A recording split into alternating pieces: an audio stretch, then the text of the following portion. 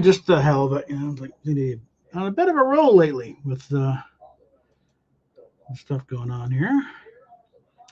And just one last little thing I should have taken out before I went, but for hell, screw it. Just go, bring in the microphone. Hold on. Helps if everyone can hear me. Let's see. But yeah,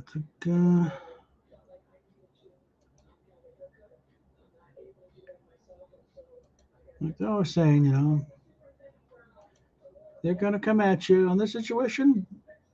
Monetize the hate. Have some fun. Click on it all you want. Hey, you're still clicking on the link. So it's video may be controversial, but it's the best one I've had going in years. So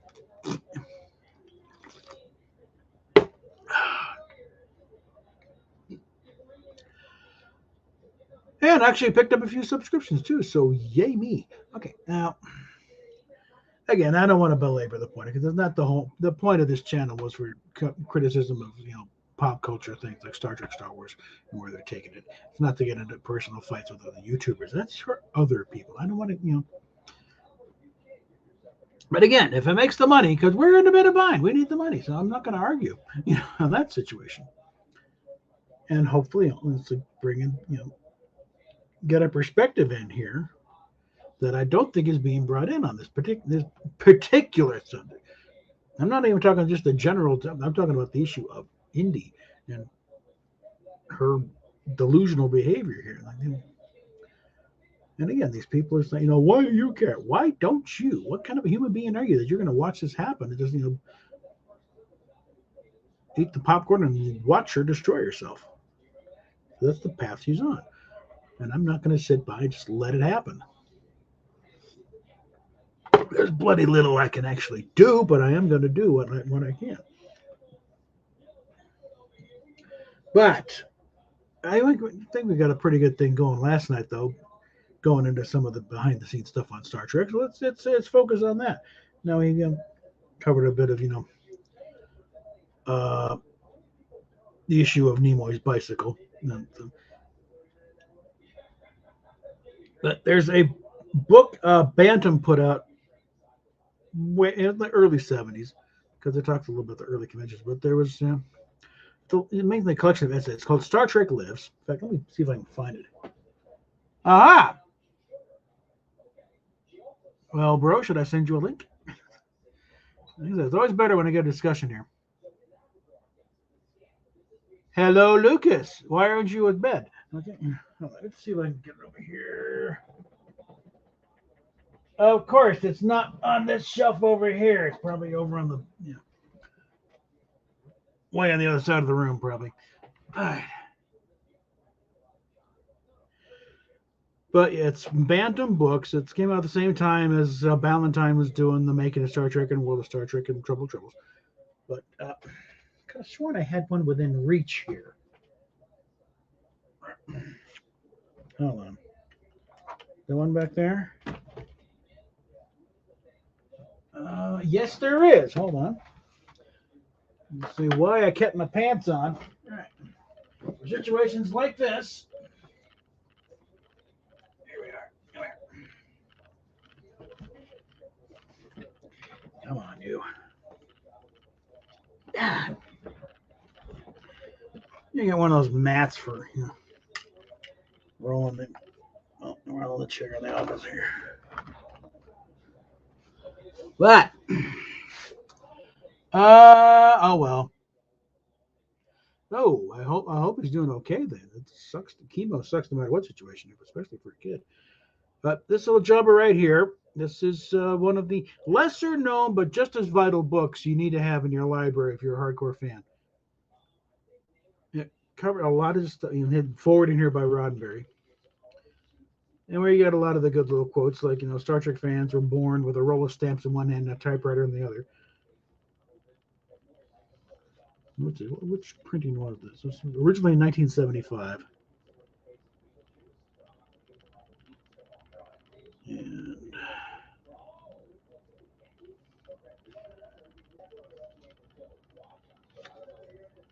but The authors listed are Jacqueline Lichtenberg, Sandra Marshak, and Joan Winston are the contributors here. And the articles here: The Realm of Gold, talking about when the Enterprise getting into the Smithsonian. This is right when it, just about when it happened too. So yeah, this is great. Discovery effect, and when fans first discovered Star Trek. The tailored effect. It's like kind of getting away from the play it safe mentality. So what television has gone through various phases. We're starting off again. Televisions were very expensive when they first came out, so only rich people, the higher classes, could afford them. So they did play for a higher, the upper echelon. They played a pretty highbrow. That's why you watch old classic television. Correct? It plays pretty well. No, I'm not. I'm only interested in the one episode of the crossover with Lower Decks, and it's more of a cautious, you know, anticipation thing. I hope they don't screw this up. Let's see, we got here. I never got answer the phone. Joan Winston talking about the first Star Trek convention. She got roped into organizing it. There's actually a full book over there about the making of the first Star Trek convention. And that one, they got probably the people are really excited to contribute stuff for it. NASA sent like a mock-up of the lunar module and a spacesuit. Someone stole one of the gloves in the spacesuit, and Joan is about ready to be over. Oh my God! Hey, the publicity we got from this was great. We can afford to lose a glove, no problem. So let's see the Spock charisma effect on the appeal of Spock and the dynamic him and Kirk and how he became some kind of a sex symbol. Optimus effect because the whole optimistic future approach. I am absolutely not interested in the Kirk episodes because, sorry, Paul Wesley is not Kirk. He's playing a smarmy type of thing. That's not Kirk. It never was Kirk. Let's see. The goal effect. Art as fuel for setting goals and achieving them. I think just kind of, the heroes. The the crowning glory of this one is Chapter 7. Beauty may be only skin deep, but chopped liver can get you anywhere. Or anyway, or glorious 6 glorious days on the Star Trek set. It's been Joan Winston. She was on, because she was working for CBS at the time, but she was a big Star Trek fan at the time. The show's still on the air, and she managed to use her connections to get a visit to the set during the last week of production during Turnabout Intruder, and some great little insights on everything and what everything's going on. And let's see, what are they doing now? What everyone was up to at the time of this book. And George Star Trek, the fan fiction. And I imagine they also touch on the KSCs, but like so many women are writing these things. So that's another thing about people.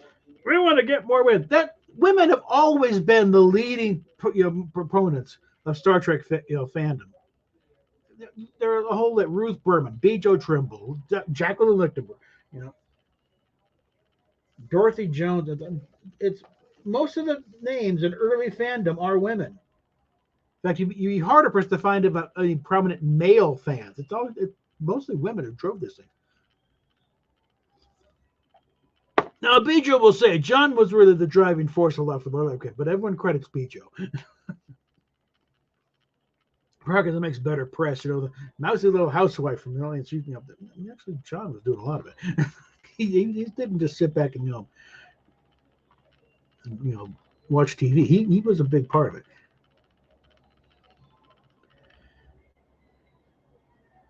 But yeah, it's so many things in fandom, and just in Star Trek. They think they're doing some great thing. We're going to create a whole universe that shows that. What do you think we had the first time? The original series, Next Generation, DS9, Voyager, they're all in the same universe. It's already been done, Alex. Where the hell have you been? Do you think you're reinventing the wheel or something?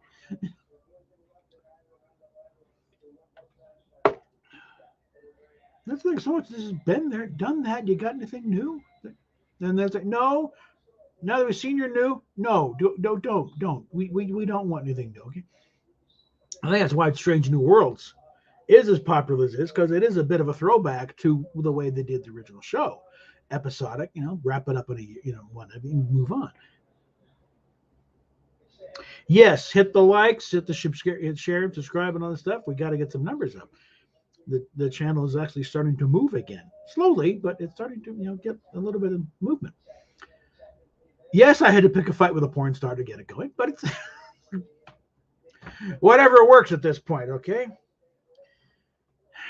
Sometime next week we're going to have to sign a new lease, which, as it stands right now, unless something from on high realizes, because it's a part of the county thing. It's transitional housing.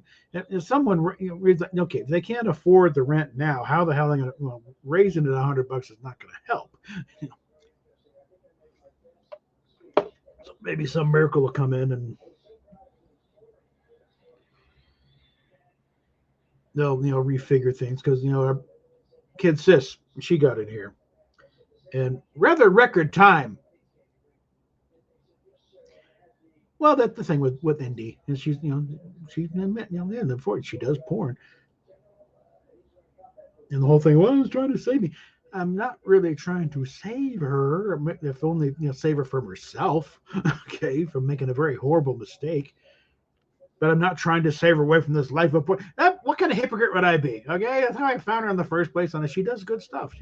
And porn is not like it was back. It's not. We're not talking Linda Lovelace, with her husband down below the camera with a gun to her saying, "You better." No, she works solo. It's her own stuff. She's got her own thing. It's all, and a lot of girls are like that now. It's no longer quite as exploitive. They run their own shows. So in that way, I encourage them. And she's also done a video. Well, check out her YouTube, why she does what she does. Well, yeah, we're in the line for Section 8, too, and we thought we were going to get lucky and pull our hat out of a rabbit, resurrecting Steph, because she had up in Washington State about 1 million years ago. But unfortunately, yeah, it expired. So, well, scratch that idea. But no, she does. She does have kind of semi-altruistic goal, motivations for doing what she does. She like helping lonely guys. So for all the complaints about guys getting parasocially attached to her, she kind of encourages it too. Okay, so you're walking a very fine line there, Indy.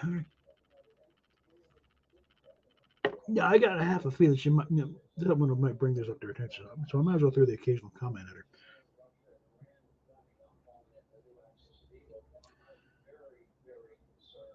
But I'm also, I'm not going to push the thing any further. I think I've accomplished what I need to, because I'm pretty sure there's no way she's going to go to the next therapy session and not bring me up, because I've pushed her enough that aggravated enough, and then she's got to bring it to the and I'm imagining. Whoops. All right, my stupid light, which is supposed to clamp onto something, but isn't the clamping it. Because I'm just picturing next time she goes to the therapy session, starts ranting about me, and maybe plays them the video. I thought, well, I don't know. He seems pretty concerned about you. And what's this link? Oh yeah, EMDR. That's good stuff. Dude, why don't you consider that? This might be how? Because I'm also giving her therapist an out. In that they're give them a way to get around. They can't all be lockstep. Someone's got to be thinking but they're this whole thing is pushing affirmation only. That's part of the thing they're locked into. I'm pretty sure. And that's part of the thing about this, why I'm so irritated about the crap that's gone on over the past 30, 40 years in the industry. Is that they've been pushing this thing. Don't question them. Don't they know what they want to do? Affirm it. Let them go there and kind of forgetting the fact that when you affirm delusion, you get more delusion. So it's like nobody. But hopefully I'm giving with this, and she shows them the video, or if they do a poker, or what's this here? Someone because the EMDR listings are for the Seattle area are very prominent in everything I post on there. Because it's in the video, it's posted in the description right below it. When I posted on, I posted the link to her directly to her Twitter page several times, and I know she sees them. Okay, and I'm because I am able to look at the stuff, because she has me blocked, but I have a defunct account that I can't do anything with. I can't even delete it. It's just permanently suspended. So it's kind of like being in the Phantom Zone. But I can get in there and see what's going on. Good luck trying to block that one. So I saw the reaction on the last one. That's why they went a little blitz and sick on the phone. Yeah, bring them on. I will monetize their rage.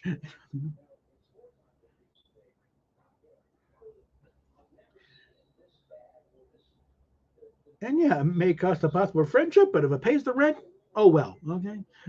It was shaky ground to begin with. Excuse me. Should hit the cough button on that. But yeah, I'm thinking, I'm hopefully giving her therapist an out too to recommend the EMDR, eye movement desensitization. I forget response. I think it's kind of a visualization thing because because I'm also figuring the number of therapists listed just in Seattle where she's at. Her team of therapists has to at least know of one of these guys on that list. If one of them isn't already on the list, actually themselves.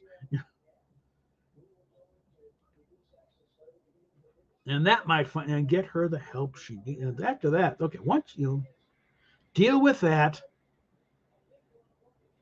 you know, quit worrying about the roof and the porch and the swing set up back when your problem is your foundation sucks. Okay, because someone pointed out, that yes, people in their 20s are more physically fit and active, but they're also idiots. Okay, they do not have the life experience. Okay, they're not as smart as they think they are. Okay?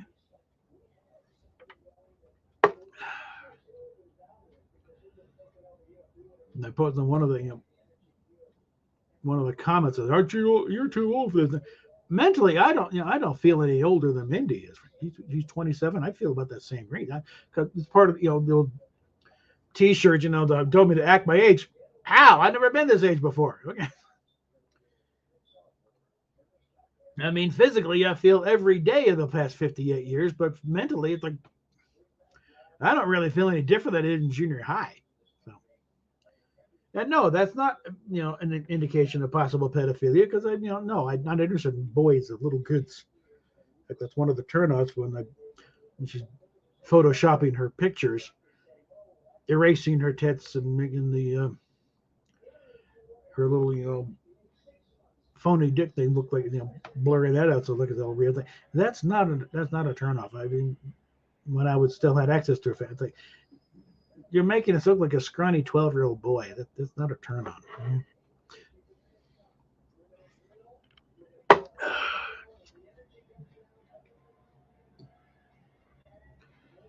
Oh yeah, we got a couple boxes of Tim Hortons in K cups.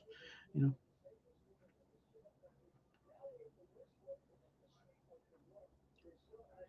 so I know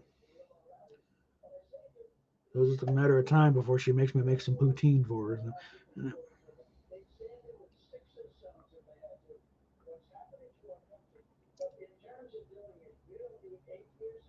Might be hilarious. If I can get this channel to freaking move. Okay, I'm back up to 1309 now in subscribers. That's up. I was at one point. I think I was actually down to about 1300 even, but that might have been during one of the monthly purges. AOL. No, yeah, not AOL. YouTube. Just dated myself badly. Well, they get once a month. YouTube goes through and cleans out what they think are old dead subscriptions. So it is important to check if you're still subscribed to whatever channel, because then hey, get the so resubscribe, and to recommend the channel to other people. Hey, you might like this guy. He does good stuff.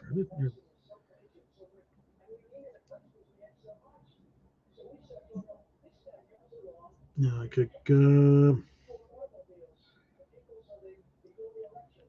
Yeah, but like Anna, the Star Wars girl's got a new calendar coming out. One of the big pictures getting all the attention on her thing.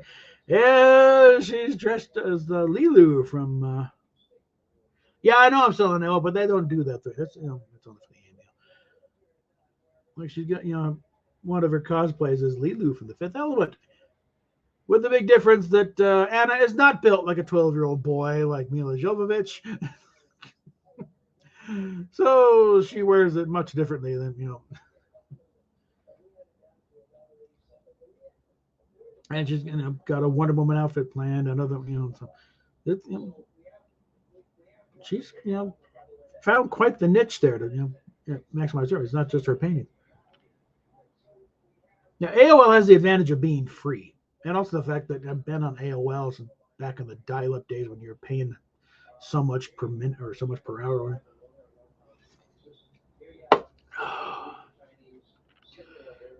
There really isn't one at this point. I'm just kind of rambling a bit, waiting for people to throw topics at me. And I'm trying not to ramble on about Indy because I'm trying to figure. I'm trying to and mentally put a mission accomplished sign on that particular topic. Okay, I have pissed her off enough that, like I said, it's pretty damn certain that. Yeah, well now it's just free completely, but there's nothing on it anymore. Because the message boards were the big thing there, and that was, those were the glory days. What, for AOL? Just go AOL.com, sign up. But yeah, I think I pretty much, I pushed that as far as I can with her. One, because she's blocked me despite everything else. But also, I'm pretty sure I have gotten her pissed off enough that I'm going to be brought up in the next therapy session because that has driven her to aggravation. Living rent free in her head there on this one because you blocked me out with it. Like, oh God, stop it! And you got to the point where she did a whole video or half a video just on me. And why would you do this? And it's like, well, but fire right back at her, and she alluded to who's going to do another one just on my Tumblr rants. And think, okay, hey, bring it on. Okay. The only way we're going to have some interaction here, great. Oh yeah, and that's where the AOL boy. That's where I first met online met Rob Burnett. And this was before Free Enterprise. This is while DS9 was still gone, so we're talking fairly early to mid '90s. Back then, his handle was Kubrick fan.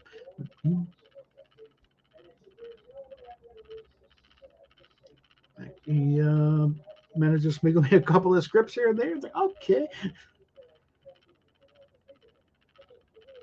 But that's why I can, and he remembers me very well. And I've kept in contact with him through Facebook and everything as time has gone on. That's why when I can get these member chats and it's like, hey. In fact, it also dawned on me when I was in the Air Force and I got to Norton Air Force Base, California. One of the units they had out there, because they tease you with the idea of cross training when you're in. If you don't like the job you're in, after a couple of years, you can cross train. Theoretically, realistically, I tried to cross train because they had the film unit out there. The guys that make the training films. And I tried it, then they couldn't do it.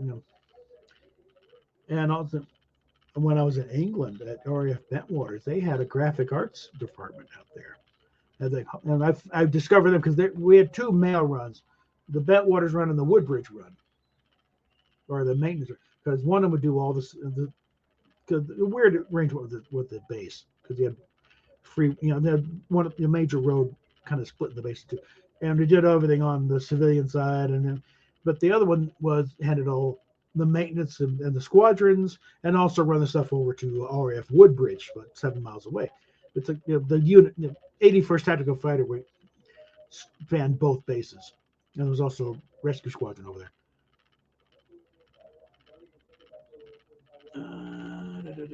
Yeah. And one of the stop was this I don't know what the exact designation was, but it's basically. And I walked in delivering the mail, and then there's someone in the office. They got this gorgeous, fantasy drawing painting of it. It's like, wow, boy, did I pick the wrong career field. Why didn't I know about this at the recruiter's office?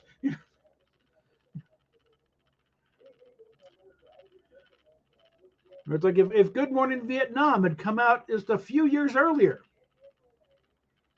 no way would I settle for administration. I got brought Armed Forces Radio, because I wanted to be a DJ since I was 13. And WKRP in Cincinnati came out. You know, because for all the love of Star Trek, Dr. Johnny Fever is the real personal hero. Okay, he's the one that that I can do, and I still can. Damn, it's, like when I finally got to do a radio show at KGNU for the first time about 20 some years, actually closer to 30 years, like 2014. It's like, yeah, it had been like early, 91 maybe since I'd actually done a major radio thing, but go back to KVCR. So over 20 years. And I opened up the show with the clip from WKRP when Andy comes in and he's changing the format right there. And Jonathan, now, yeah, I know. Well, I don't need records. Now you do. Oh, well, I think you need someone about 15 years younger. No, Johnny, you're my guy. Like, and they're like, yeah, and other than let's say Booker, you know. And so it's like you panicking. And to get the elevator music up there and cackling maniacally as he cues up the record, and it's like, do it. Okay, Cincinnati, it is time to get down. And just, oh, I believe he was. Yeah, I think Pat Sajak is the one who took over for Adrian Cronauer when he shipped back to the States, and Pat Sajak took over his shift in Vietnam.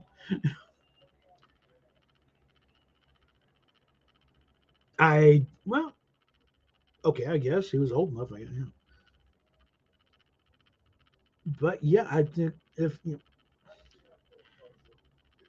Adrian Cronauer, I've seen an interview or two with him, and actually, if you want to hear the real Adrian Cronauer, there's a bit in Platoon. It's the thing where the guys are cleaning out the latrines, they're pulling the barrels out and setting the stuff up. In the background, they got Armed Forces Radio going, and it's starting. It wasn't quite what Robin Williams did, because Robin, he wasn't, he was doing more of a modern shock jock type of thing. More rapid fire, just riffs, and it was all improv. Robin Williams is like, this is what we're going to go for. Go and just roll the camera. So there's a lot of stuff that's like they never use, but it's like the blueprint, the classic Williams. But Adrian Cronauer, his was more just a slick 50s, 60s type of DJ. Good morning, Vietnam, and weather, the weather forecast for from Saigon to the DMC is going to be hot and sweaty, and he demonstrated in an interview talking about how the whole good morning Vietnam.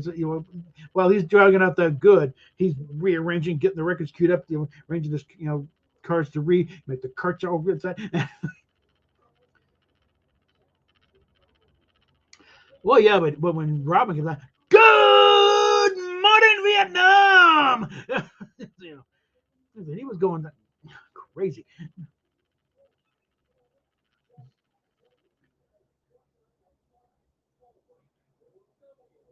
But the kind of made the point of like of not letting Robin, because Robin Williams was a natural mimic too, and they didn't want him to just imitate Adrian Cronin. He wanted the Robin Williams. You get a Robin Williams, you generally want Robin Williams, and you want that manic energy. You want it all here.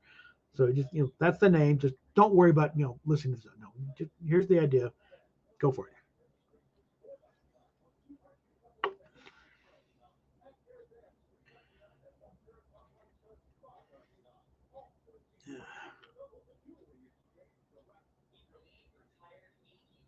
Oh yeah. Like I said, I saw them when I was in the Air Force, but I was in California by then when the movie came out and hit the base theater. And I think it's a case of why didn't I know about this at the recruiter's office? Okay, they're like, yeah, I probably wouldn't have been sent to England, so that would have been a missed opportunity. I would have been somewhere, probably would have been in Turkey, or something like that. So that's nothing, because if you got local media there, then you're not really filling the gap with their armed forces. Because in Britain, it's like, no, we didn't get armed forces. We watched the BBC, and ITV and all that, and local radio. It's usually for areas where there is no English language local media. It's for to keep up morale with the troops. So, like even back in Cronauer's day, he started off at Incirlik in Turkey, and the thing started, "Good morning, Incirlik," and so,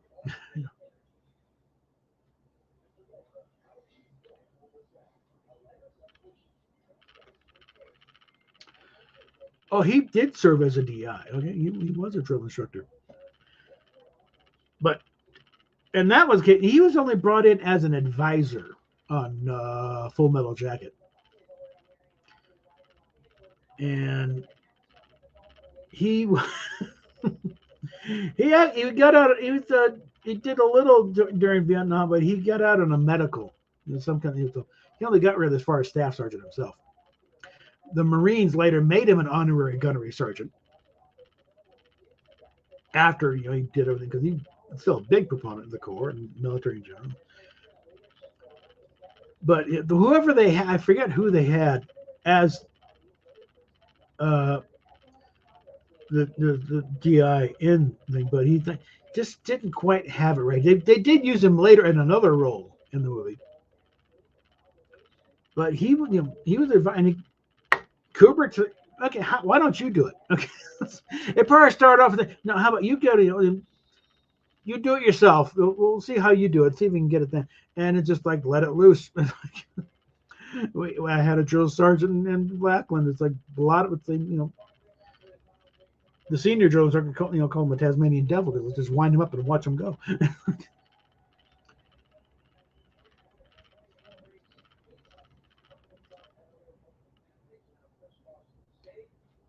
Yeah, I tried the reserve one. I just after tasting freedom for a while, I just never could get back to going back, and as a result, I'm no longer allowed to go back. Oh, you don't want to go? Well, we're not going to let you come in. Okay, fine.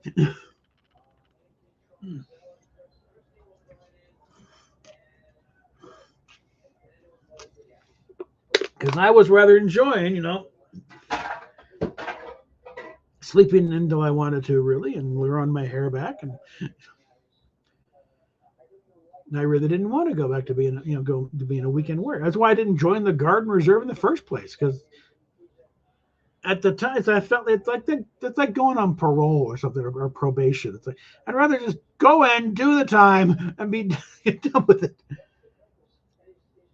And it wasn't really out of any altruistic sense of patriotism or thing. It was to get out of working with Burger King. Okay? So this is going nowhere fast in that one. Yeah, it was an episode where they're trying to get John Goodman, one of the big white lion, and yeah.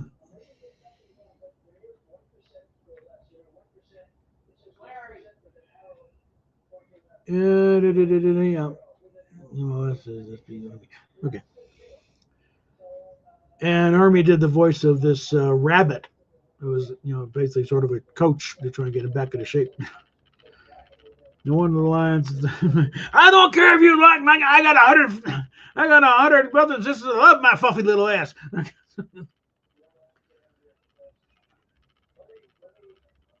It's like for the most, I mean, an Army did do some, actual act where he's not playing, but when you get him in that, you put that Smokey Bear hat on him, you're signing up for, you want your gunny. Okay, so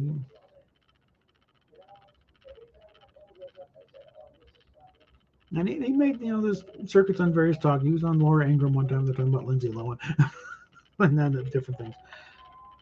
But also his show on Discovery Channel, Mail Call or History Channel. That's good. We got the DVDs on that. And just classic bits.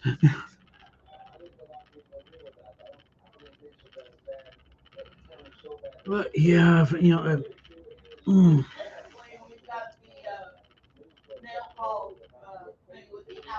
yeah, it's the put a DVD just the outtakes,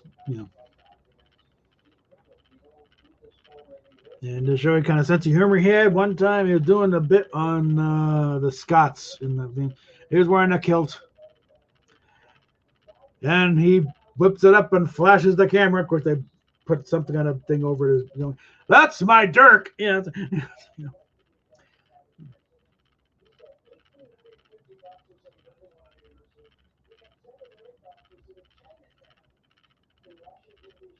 Hmm. I got straight 90s in my ASVAB. You know, like the lowest one I had was an administration, and that was a 92. But like everything else, like not exactly a real demanding test. Okay, okay, yeah, I'm done.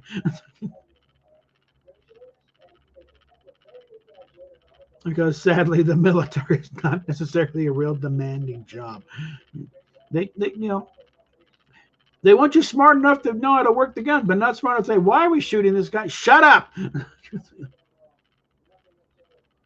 You don't get to ask that question until you get higher up and you can tell somebody else to go shoot the guy.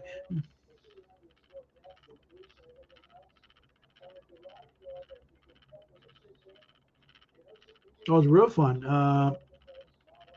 One of the tests, called the Diddy Pop. That's to see if you have a knack for decoding Morse code signals. And the guy did that. You don't want to pass this test, trust me. And they have a alpha, it's a kind of open book, right? It's got a thing of Morse code, everything, and you have to try and decode this, and it gets faster and faster. And there's a point that I'm not. It's just a list of forget it.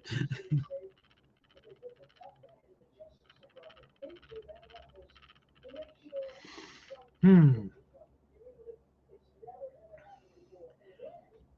Yeah, basic training was an interesting experience. I mean, I didn't get in any. I got dinged a few times for stupid stuff. Like forgetting to clean out my razor one time. But also, it wasn't just me because I had an electric and I had also some of the guys that asked to borrow it too. So there wasn't just my whiskers in that thing. It was like 3 or 4 guys' whiskers, and I'd forgotten and they pulled the thing off. And again, little Sergeant Webb, shorter than me, and that mm,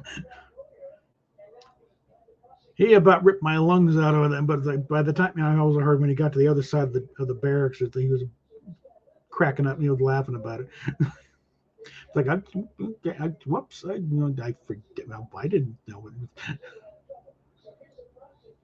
But I also made up for it later on when they were doing a charity thing to contribute so much. Everyone else doing like $2-3. I gave 40. What am I doing? Are you really? Yeah. Good.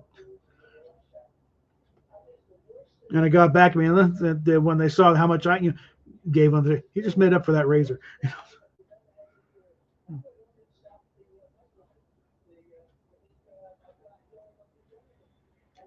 Yeah, there was actually a kid little redhead that I met in the Diddy podcast, and was supposed to hook up with her on a date and during uh, Town Pass.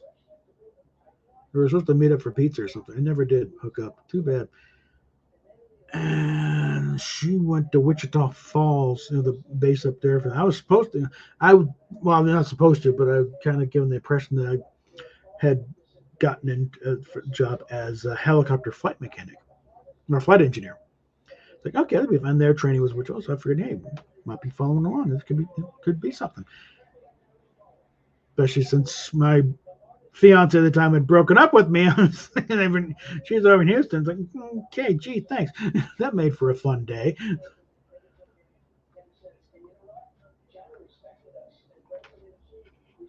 So I figured, oh, I could trade her up for a cute little red. Okay, I could like the Air Force now, but that didn't happen. So, and as it was, no, they're not letting me out. That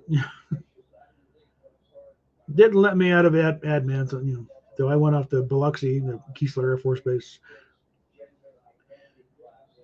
Now, just the kind of pattern of my life. It's like I end up being trained for a job that was being phased out anyway. And ultimately, the entire career field got changed over something because what's the AFSC was, because that 702, which was admin, but C slot because they had it broken into A, B, and C. I think A was one of them.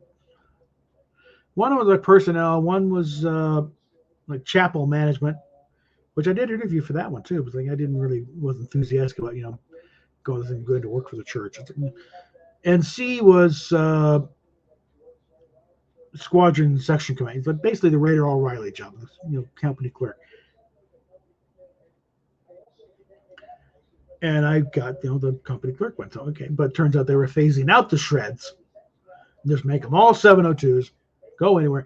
I briefly had a job at the squadron section office, but they were trying to steal me away from BITS, which is the base mail service. They got one. You went, nope. So after about a week or so at a desk job, nope, you're driving a truck.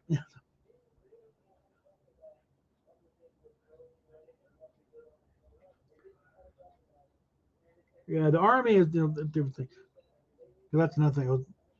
When I was standing in line a few days ago for the food bank thing, which turned out to be a waste of time. All I got was a pack of cheese and some LED light bulbs. But talking to a guy who was one of the local homeless guys, claiming he was in the Army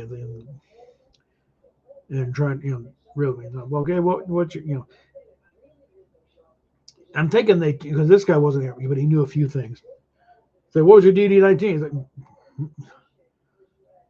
which supposedly apparently is your job.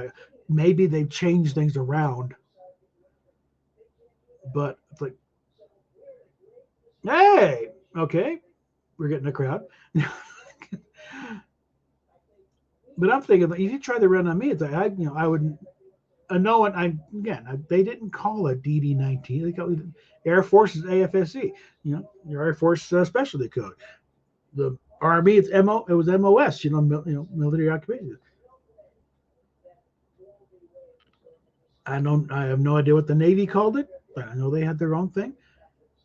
And the Marines probably follow the Navy because they're part of the Navy. So it's like be careful unless you've actually been in. Don't just go about what you've been told by others. Unless you've actually been in, there are certain things that you don't necessarily know. Okay.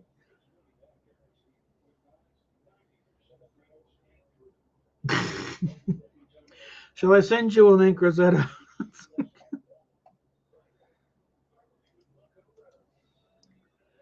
Otherwise, it's going to be monologuing again, and it's boring.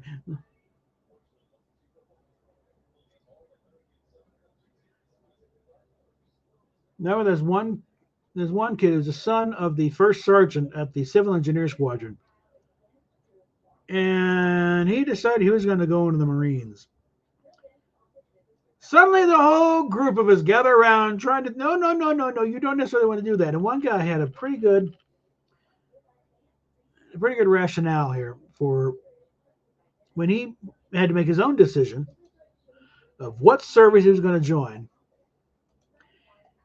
he broke it down like this. Okay, for the Army, it's like, enlisted go fight, officers hang back. For the Marines, largely the same thing. For the Navy, you're on a ship out in the ocean. It's like, and it's in. Yeah, the officers go out and fight, but you're still stuck on that boat and are sitting target. In the Air Force, officers go out and fight, and the planes, and the enlisted stay back at base. Yeah.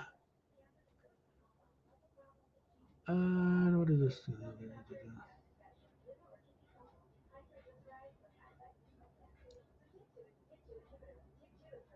Okay, what's he responding to?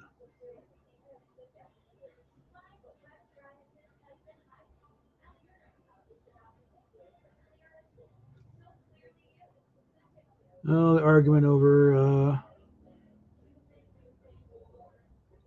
puberty blockers.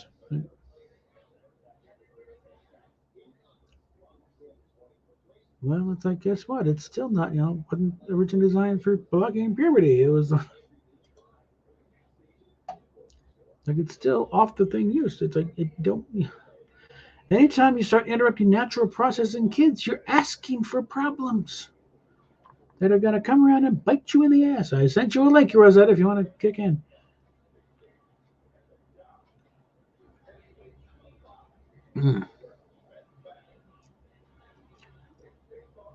And again, Bro's already said he can't because of whatever.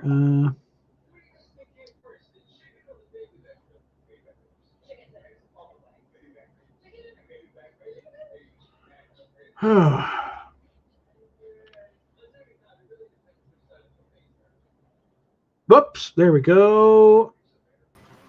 There we are. Still working. Of course. Yep. Now it's easier for me to tell Sci-Fi to go fuck themselves without the chat censoring me. Just saying. Oh, yeah.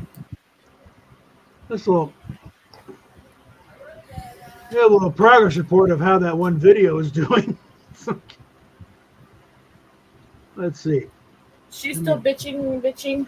I'm not sure what doing currently, but there was some pain. I did manage to see what was going on her channel, and her comment, her response to certain comments I made. Like, so, but let's get the analytics on this.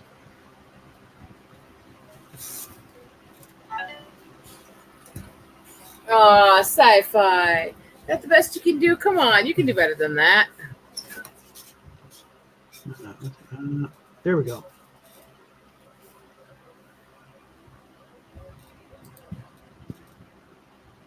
Yeah, here's the analytics on that video so far.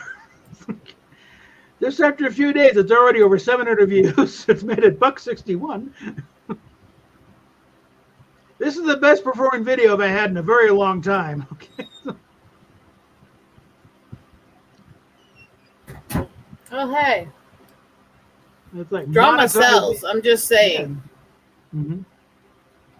For some reason, most of them drop out after about 3 minutes. So, but there's the impressions on here, and like I said, about 3 days in. And unique views. One thing that's also got me to really dig into these analytics is, oh, okay, this is what's happening. Because most times when I'm looking at it, it's like nothing's happened to this video. Why I'm bothered? But this one's like nothing actually happening. Oh, this is fun. Bro. This needs and to by the way, more I'm often. glad you're not on panel Sci-Fi. I like my eardrums. Just saying. Yeah, it's to get enough of a response. Okay, yeah, this is what I need to actually get to make money. But I also went and get listed openly the Kevin Smith responses here. And like, here's the one where I, because I got the one for general public, where I'm just talking generally and bringing, what I, explain myself. But this one is where I, directly targeted at Indy by coming. Okay, so let's apply this to you. You got that thing of, what happened to you? You don't even want to admit to yourself what happened? Well, guess what? This is what's been driving your life all these years. It's time to face up. Being sober doesn't mean you're quiet, sci-fi. The two are unrelated with you. Mm-hmm. Go ahead. Yeah, All love and kindness. You're a very loud person.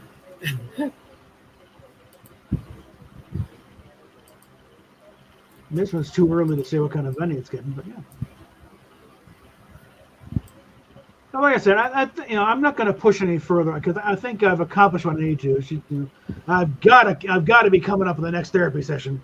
But this fucking old man is pissing me off.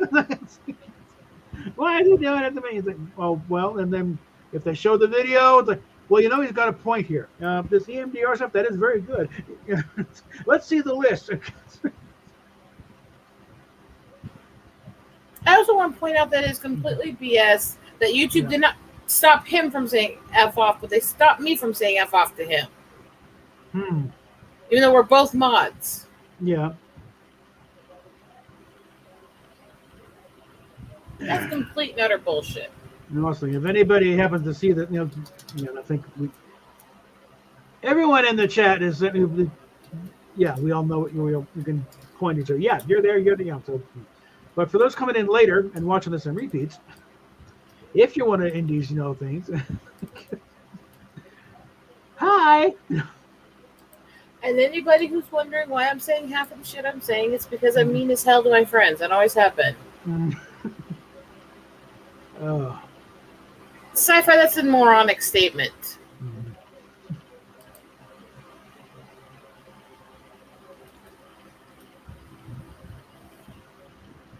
Just saying. I don't know. I lost my track of thought. Yeah, I'm really good at doing that. Well, I had something slightly profound coming, but sorry. Yeah, I think. I don't know. It probably wasn't as profound as you thought, anyways. Probably wasn't, yeah. Like, I remember I'm radioactive. Yeah, that's what Steve Martin.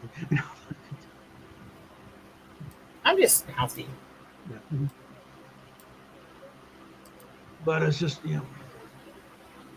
overworked and stressed. Kind of, I still got things about another one of those, why do you care? And I just throw back, why don't you? Why doesn't anybody else here? Why is everyone just sitting back and watching this as part of the show? Well, she goes careening off the cliff, I mean, supposedly you guys like her and the fans. Like, why aren't you trying to point out you're out to destroy your life?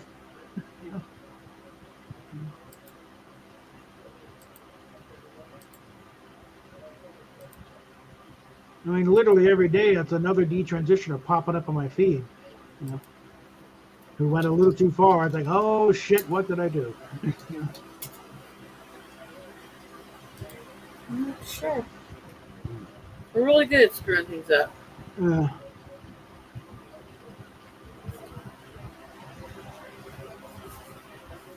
Yes, but sci-fi, I've got a headache. How quiet do you think you could stay tonight? Yeah, I don't think I got volume control on the beer.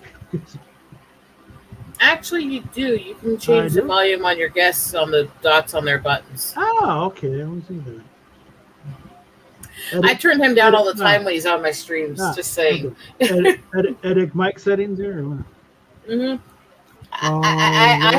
I've been known to turn sci-fi down, and it's not malicious. It really isn't. Let's take a chance here. Okay, what was this?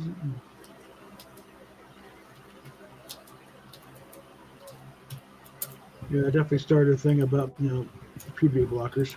See, look at that. He complains about me, and I'm the one actually getting him up here if I can, so. All right.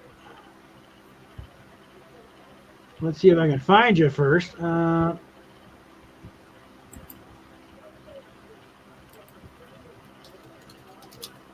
There we are.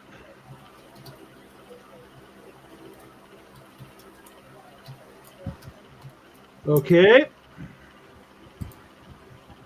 Yeah, he should feel bad for how he talked about me. And if not, he should get dick slapped every Mhm.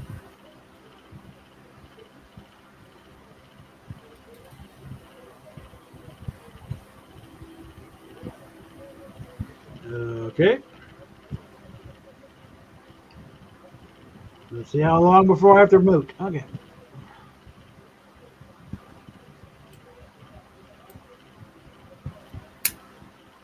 And I sort a million things. I can do a million things.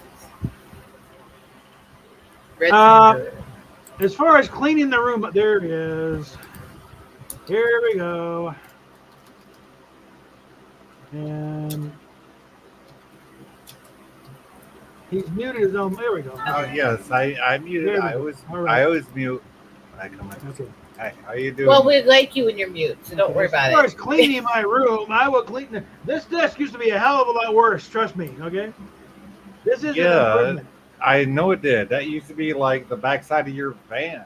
That's how long I've just known. about. Damn.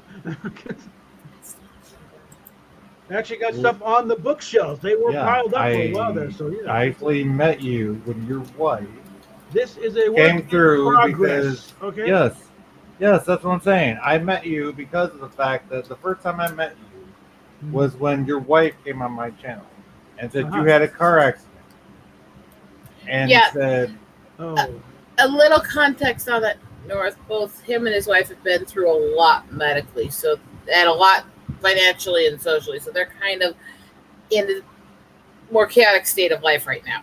right, exactly. That's why I have love for Captain America. I seriously do.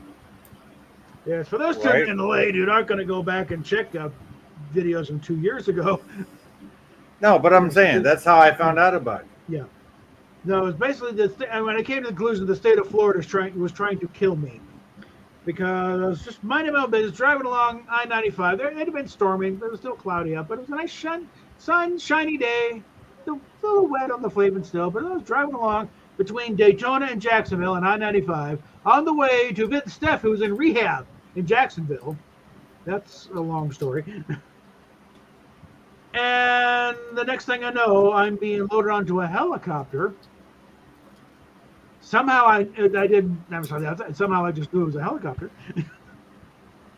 And then next thing I know, I have a brand new channel, and somebody shows up to my channel called Steph. I'm like, who's Steph? Who's this Steph girl? And she says, oh, my husband just had an accident. And me being who I am, I'm like, holy fuck, are you serious? This dude just had an accident. Let's help this guy. Yeah, come back in. And I'm now being admitted to Halifax Medical Center in Daytona, Florida, being told by a higher patrol that I've been in an accident. My cat was dead. My car was destroyed. And and then after that, you like literally had to live in a van or some shit. Well, we're living in the van anyway. That's another thing. No, I'm just starting to put things back together. I'm trying to figure out what can, because we had actually, because back in 2017, my lovely oldest sister and her husband managed to control my mother into reneging on the original idea that if something happened to her, that they would take over payments on the condo, we'd stay there. Well, sorry, that's not going to happen because, mother had to go into some kind of assisted living, but don't do that. They had to sell the condo, and you guys got to go out there. And just give us a week.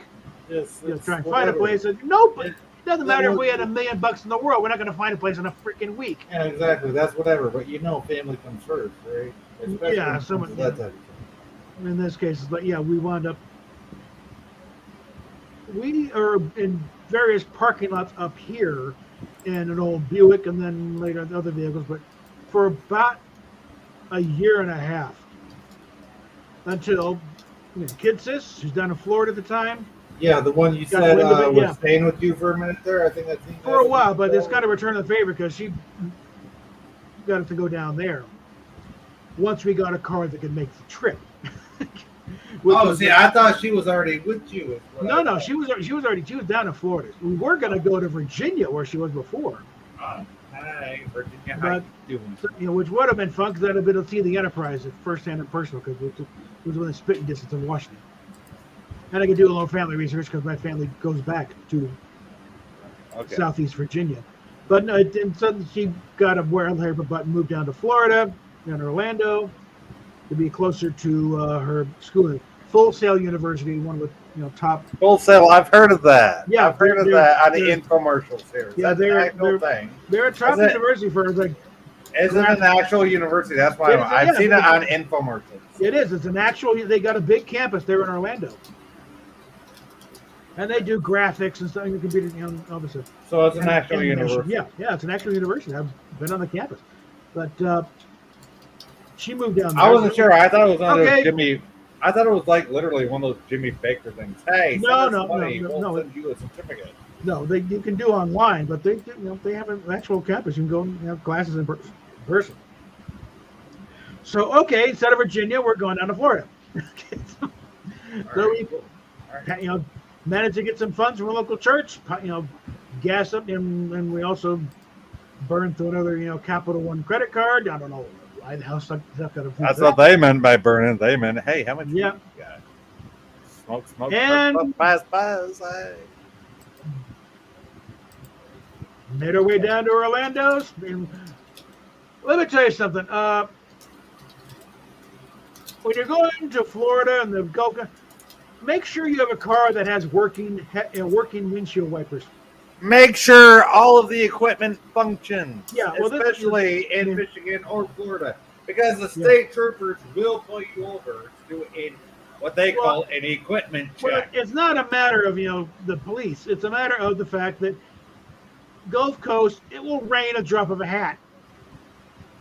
No, that's the thing in Michigan. It is the same thing here. The state troopers here in Michigan will pull you over to do a what they call an equipment check if they think you're driving something too low. I never got that, but this car is also the car came from major drug use. That big bashed in on both looking ends. for reasons, and they will pull your ass over.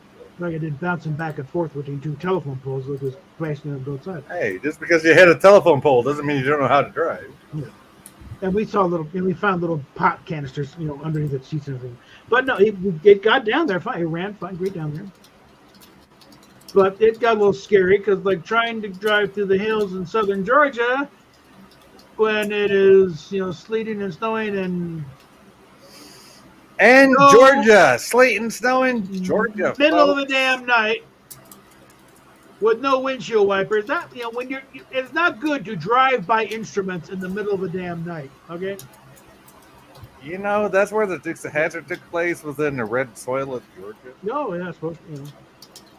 But no, we somehow managed to make it without killing ourselves. I know. How the hell did you manage that? God only knows. At this point. I think maybe we got to far as Macon, got a Motel 6. Okay, that's it. We'll head you got something. Okay. You got something naked. It sure as hell wasn't me, though. Or is that it? What did you have to do? Thank you, God, you didn't get naked. I know, right? Oh, God. Somebody would have to see a fucking body of the gods. No, somebody would have to see a fucking body of a nerd. Yeah. But there's a time or two in Florida, though. We're driving, New Orlando, we're driving along. White-fronted bee eater. Because one of the things in Florida, they have called the Baker Act. The Baker Act. Where this is where they can, you can get somebody locked up in the loony bin.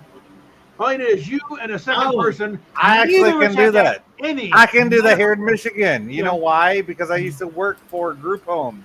All I got to do is, like, say I invited Rosetta down to come visit me. You don't even need that. All I can say is, hey, I think this bitch is crazy. They're going to lock her ass. All you need is, like, you're in a restaurant, the waiter and the busboy conspire. You didn't tip enough. Call the cops, have you locked up. No, you can't do that here. You got to have you can do it in Florida. And if severely abused, they can put you on a 24-hour hold. Now, here, I want to dispel something. Everybody says Michigan and Florida are the same under laws. Here's where we're different. Mm-hmm. I cannot do that here in Michigania. I'll tell you why. I have to have actual proof that somebody is off their rocker before I call the police to have them locked up in the hospital in the psych ward for 2 hours. Which I can, by the way. Yeah. By the way, I can, just because I used to work in the group home system up here. So, yes, I can. All I have to do is sign my signature. Hey, how you doing? Not again. Yeah. Hey, come visit me. You want to come visit me? Come visit, please. Yeah, but not in Florida. Anybody can do it. Yeah, And not usually anybody can. You yeah. actually have to have some. Mr. Hold button. Okay. I'm trying to finish a damn sentence here. But it's like, yeah, Florida, anybody can do it. And you get locked up in the loony bin for 24 hours, at which place the doctor comes up, yeah, you're not crazy, get out of here. So it's like, this was happening one time. It's driving rain. The only reason we're making it as good as we are because we know the area, I can find it, but I get a call from work, and I'm good, getting called away, and it's like, she's went in for get her heart checked, the cardiac test, and the doctor, whatever, it's like they're going to do a stress test or whatever. Next thing you know, she's being frog marched out the front by a couple of cops. Her truck is across town at the office. And at this point, no, and the cop, can you come over? Not really. I'm not going to admit we don't have windshield wipers, but no, in fact, we're low on gas. Well, yeah, we can get back to her apartment. We got a key for that, and she has a spare key for the truck. But the best we can do is in the morning get an Uber over to her truck, and they pick her up in the loony bin. You're back on there. My thing is, you keep hearing me. It's like, I know what the fucking stress test is. My stepdad had 3 of them after his fucking 3 back surgeries. Well, in this case, the stress test was being hauled up by cops and frog marched in front of the people in the waiting room.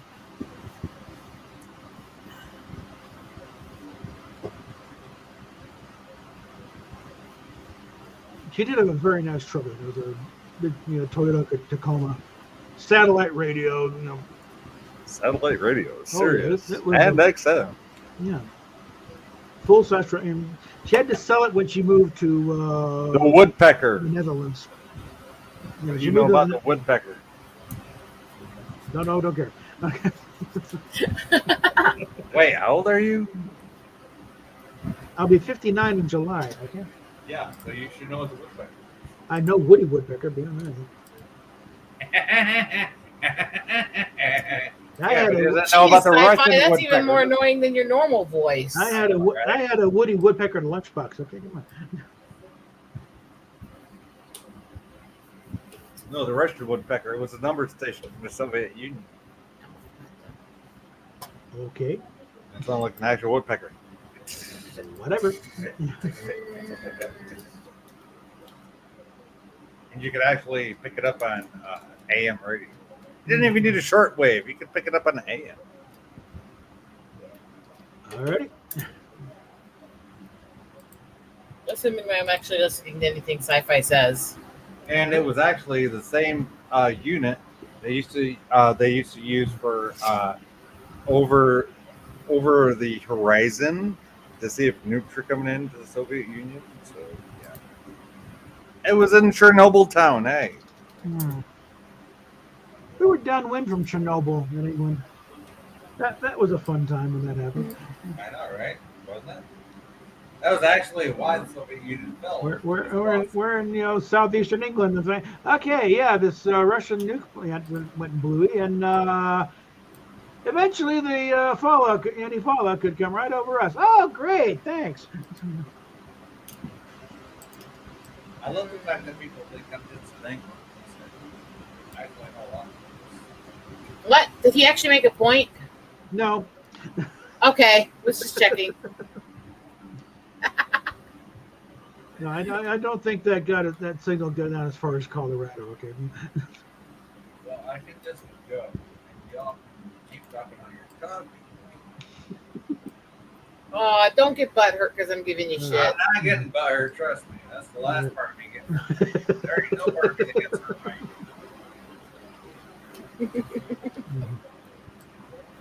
All right. Yes, I'm enjoying my work right now. All right. Well, that's what you get for thinking. Mm-hmm. That doesn't make any sense to what I said. Yes, Try harder. Because you thought that's what you get for thinking. I didn't say I thought. I said I'm enjoying my work right now. Focus. Focus, McFly. Focus. Oh God, that was pathetic attempt at a joke. Hello, McFly. Anybody there? McFly, focus. No, it's think, McFly, think. It doesn't work the other way. Like a screen door on a battleship. It's like, hello, McFly. Is anybody there? Sometimes I wonder about sci-fi. Mm-hmm. Well, hey, at least somebody thinks about Yeah, in disbelief. it. Hey, at least somebody's thinking about it. It won't last. Poor thing. It's Don't call me. what is going on Twitter? Let's take a look over here. Yeah, what's going A on bunch with of Peter fuckwits Twatter? are running their mouths and saying stupid ass shit. Oh yeah. The Twitter Twatter. What's going on over here? Oh my gosh. Oh, here's a little video, and there goes Joe, right face down.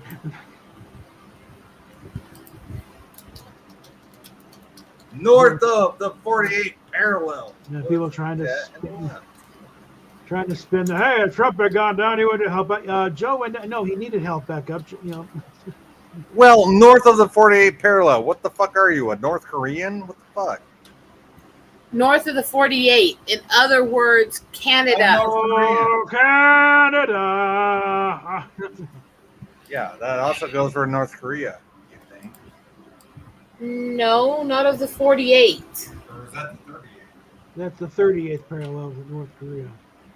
Yes.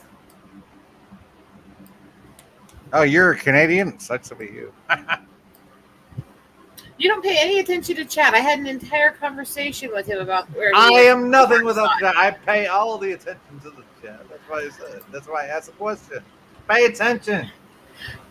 My point was, I just had an entire conversation with him in the chat, and he already left. Yeah, in the chat. Does it look like I'm reading a the chat to you? No, I'm not sitting here reading a chat as you're fucking typing along. Anyway. Literally the point I was making, but go on, be your fat self.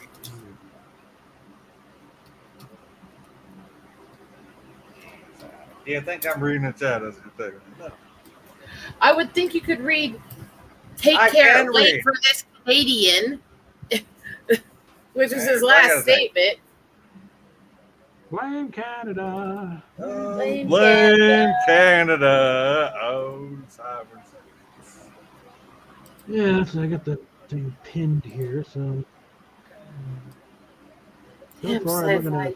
Are you sure? Are you sure you're cool with this, Captain? I mean, you got me. I mean, so far, 10 people have clicked on the link for the list of therapists on this thing. There you I'm go. getting some traction on that post. So There you go.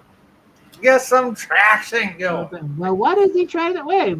Someone's going to, he might have a point here. We want to check these guys out. They might help.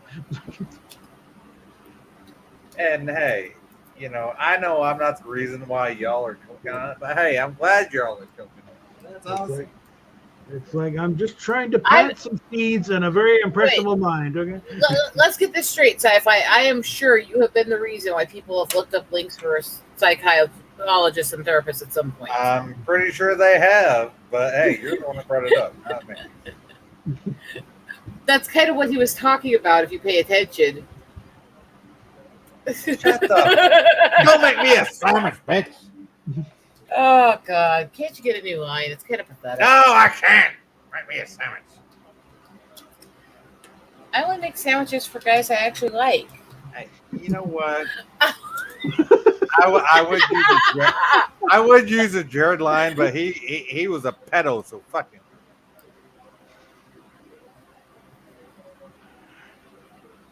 Oh, what? Oh, check out real. Okay. Besides, I can't pay that much attention to the idiocy. I can't pay. That's what she said. Would you ever not interrupt what I'm saying? It's really fucking rude.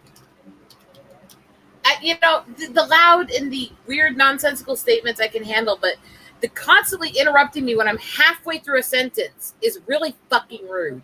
What, that you can't pay? It's also very distracting. And like, I was saying something. At this time of night, it's also very disruptive. Like, you blow a train of thought real easy by doing that shit.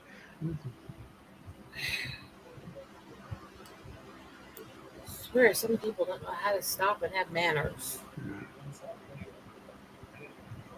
Somebody else take a page from the local radio. It's Mr. Hold button. Okay, hold on while I finish my sentence here. Focus.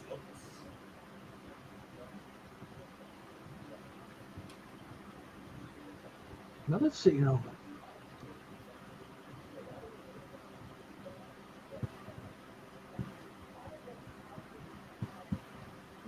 we can do another deep dive here. Prager's got everything fired. Why do we do this Pride Month thing? Why? Because they got something you don't, and they're proud of it. They want you to know about it. Who you're fucking is nothing to be proud of. That goes for you straight, gay, bi. I don't give a shit. Be proud of actual achievements, not who you stoop. Exactly. Be proud of yourself, not because of a flag, you fucks. Wait. It's idiocy. Wait, no, wait a minute. Be proud of achievements, not a flag. What does that say about how the U.S. been? I'm just saying. I'll tell you, the trans right nut jobs though are pushing the point where it's like, yeah, the very much growing more and more is what the LGB part was to cut off the TQ plus thing. Just no. Oh wait, you do not talk for us. Well, you said OGB and PDP. I'm trying to figure out what the hell you said. Start off just the LG, and then hey, wait a minute, what are the B? The B. So the LGB for the longest time, but then the trans wanted to get on there, and then of course have something to Q, which is like about. whatever, and then it's like P, and the plus is like anything at this point. It's like right, Captain. Exactly. Have something to actually talk about. Have something to actually get your fucking panties and twist about, and not some bullshit that you hear on some media station. Okay, let's say this right here. Leave the mainstream media out of this, the MSM out of it, right? We're gonna cut them out from the get-go. Okay, so you're listening to your left-wing media, all right, and your opposers have the right-wing media, whatever that may be. I'm not sure what it is. I don't. Whatever it might be, whatever the fuck it is. But let's say, hey, for one moment, you can actually critically think for yourself and have some fucking notion about what's going on in this world and why you're fighting the fight you're fighting. How many people do you think actually have a notion about why they're fighting the fight they're fighting?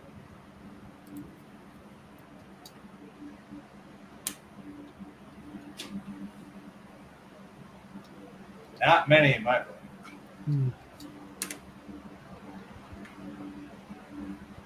Oh, as far as Pride stuff at Walmart and Sam's Club, there is a big difference in that. Over as I was at Walmart today, and actually looking at very, very little. It's like there isn't here. It is not ridiculously in your face. It's like in the entrance crap here. You got to look good for it. It's usually like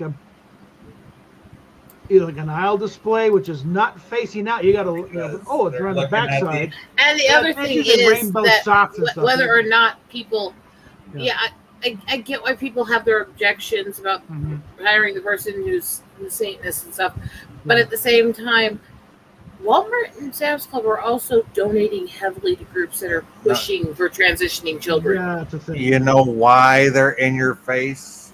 Because they listen to the mainstream media. They fail to realize that they need critically thinking skills to have for themselves.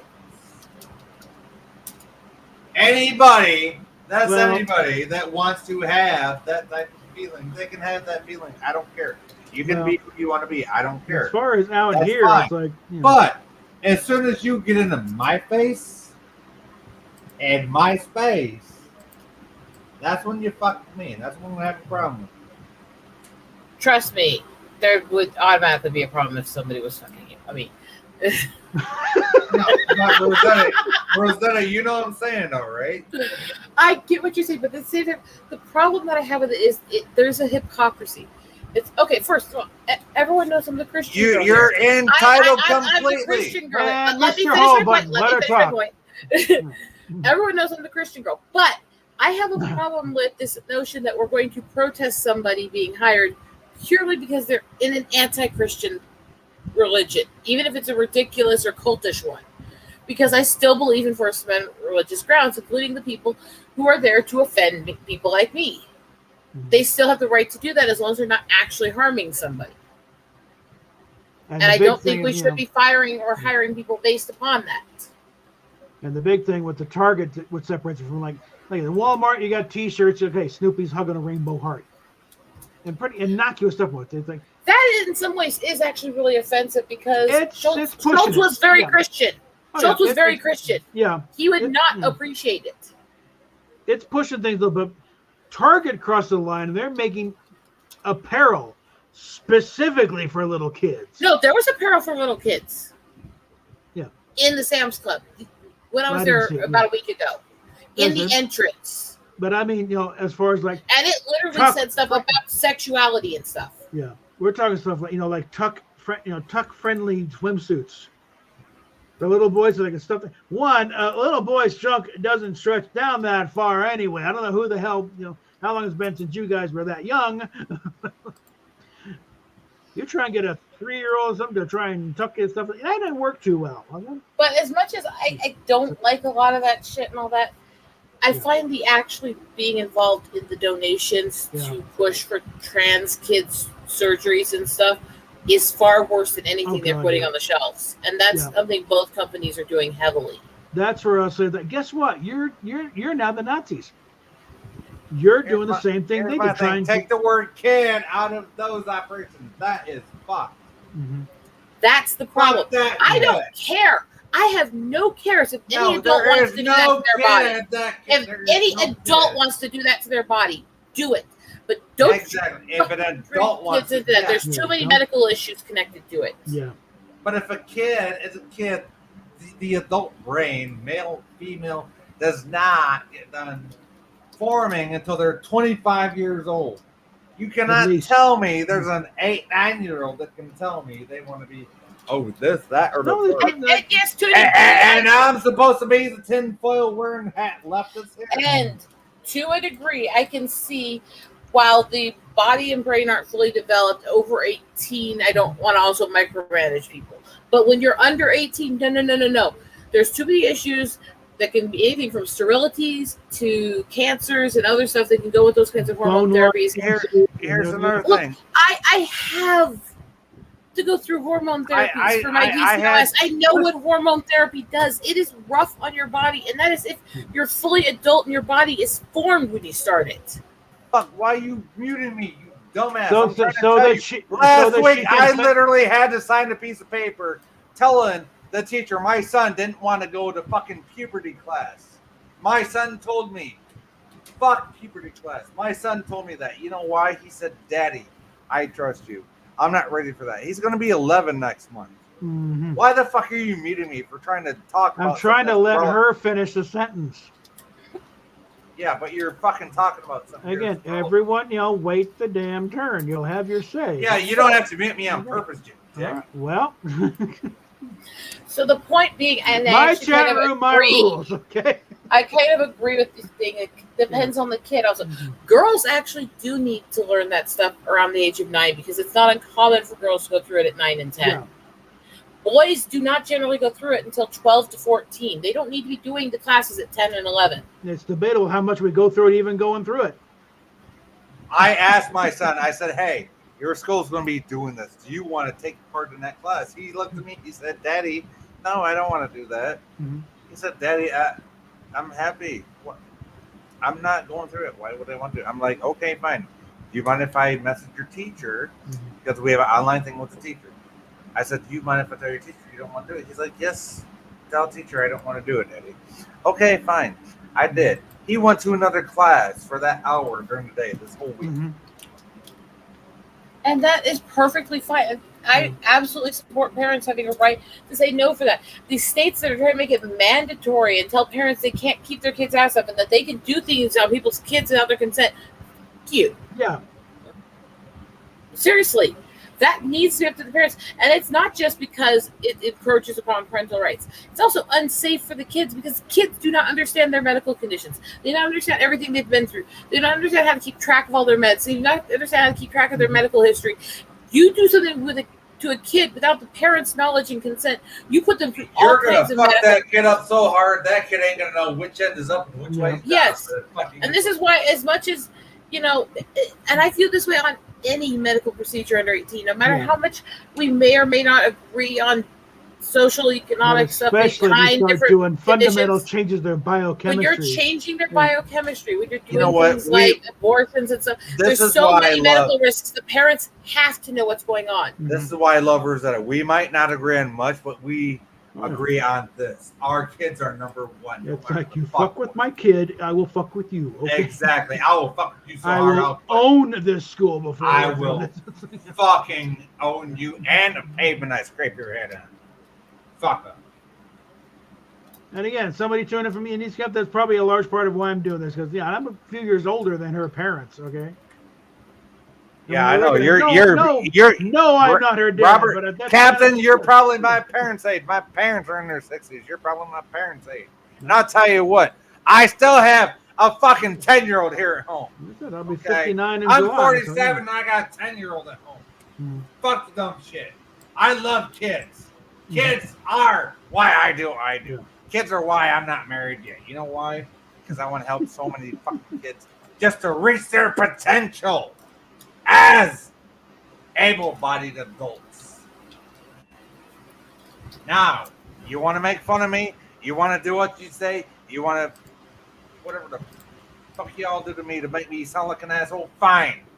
Here's why I am the way I am. Because fuck dumb shit. Let these kids be themselves. Let these kids figure out what we never learned as kids. And I agree with you on that. And I'm still let them be kids. I agree with you on that, and I'm still going to say it's not us that makes you sound like an asshole. It's you, sweetie. You know what, honey? I agree. I agree to a certain point, Rosetta. You know that. But at the same time,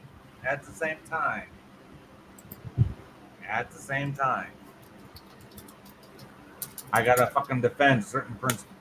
Oh yeah.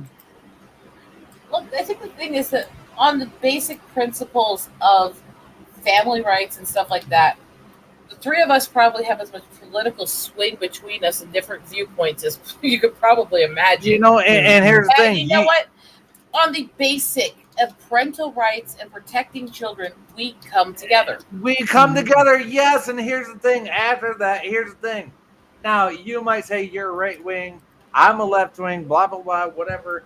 But you know what? At least on the basic principles, we all agree with each other. I would say I have principles that lean right, and I've always been more in the center. But, yeah.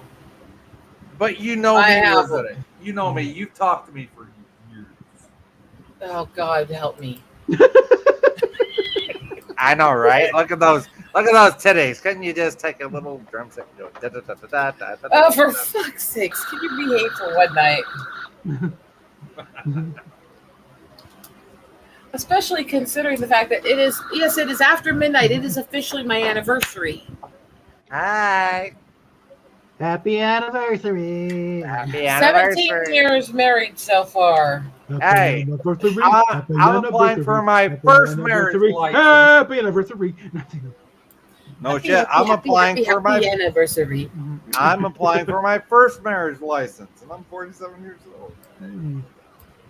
And I am 39, and I've been married 17 years. 39 and holding. That's what my 78-year-old grandmother used to say. That's kind of Jack Benny's thing. No matter how old he's always 39. 39 and holding. Yeah. No, I'll be happily 40 at the end of this year because I'm earning every damn year. Mm-hmm.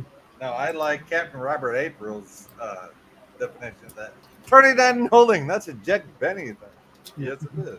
I never did understand these women that lie about their age. What, you want to look older and claim you're young? Oh, trust me, that's my not grandma. flattering. Oh, trust me, my grandma couldn't have looked older even if her fucking looks betrayed. It's like, no, sweetie, you're not 30. Okay. Yeah, you're 60, bitch. You're not fooling anybody. Who Okay? tried You're to not stay 30, like you're 29 for a decade, and then when they hit 50, they're claiming they're 50 when they're 65 and shit. I don't get that. I don't get it at all. You don't get it proud because of every fucking year. And you know what? If you tell people the truth about how old you are, then they I think you look younger. Yeah. I don't know. I think she Well, missed especially a joke, back in the day when people Captain. aged a lot further. Yeah, I think she missed a joke. It's a Jack Benny joke. You couldn't look older even if you fucking tried. No, I was still on my rant. I heard your joke. I was just focused on my rant. I don't get those women. They drive me nuts. It's stupid. Well, that's what you get for thinking. Again, I didn't say that. If you're going to make that joke, you have to wait for somebody to say, I think.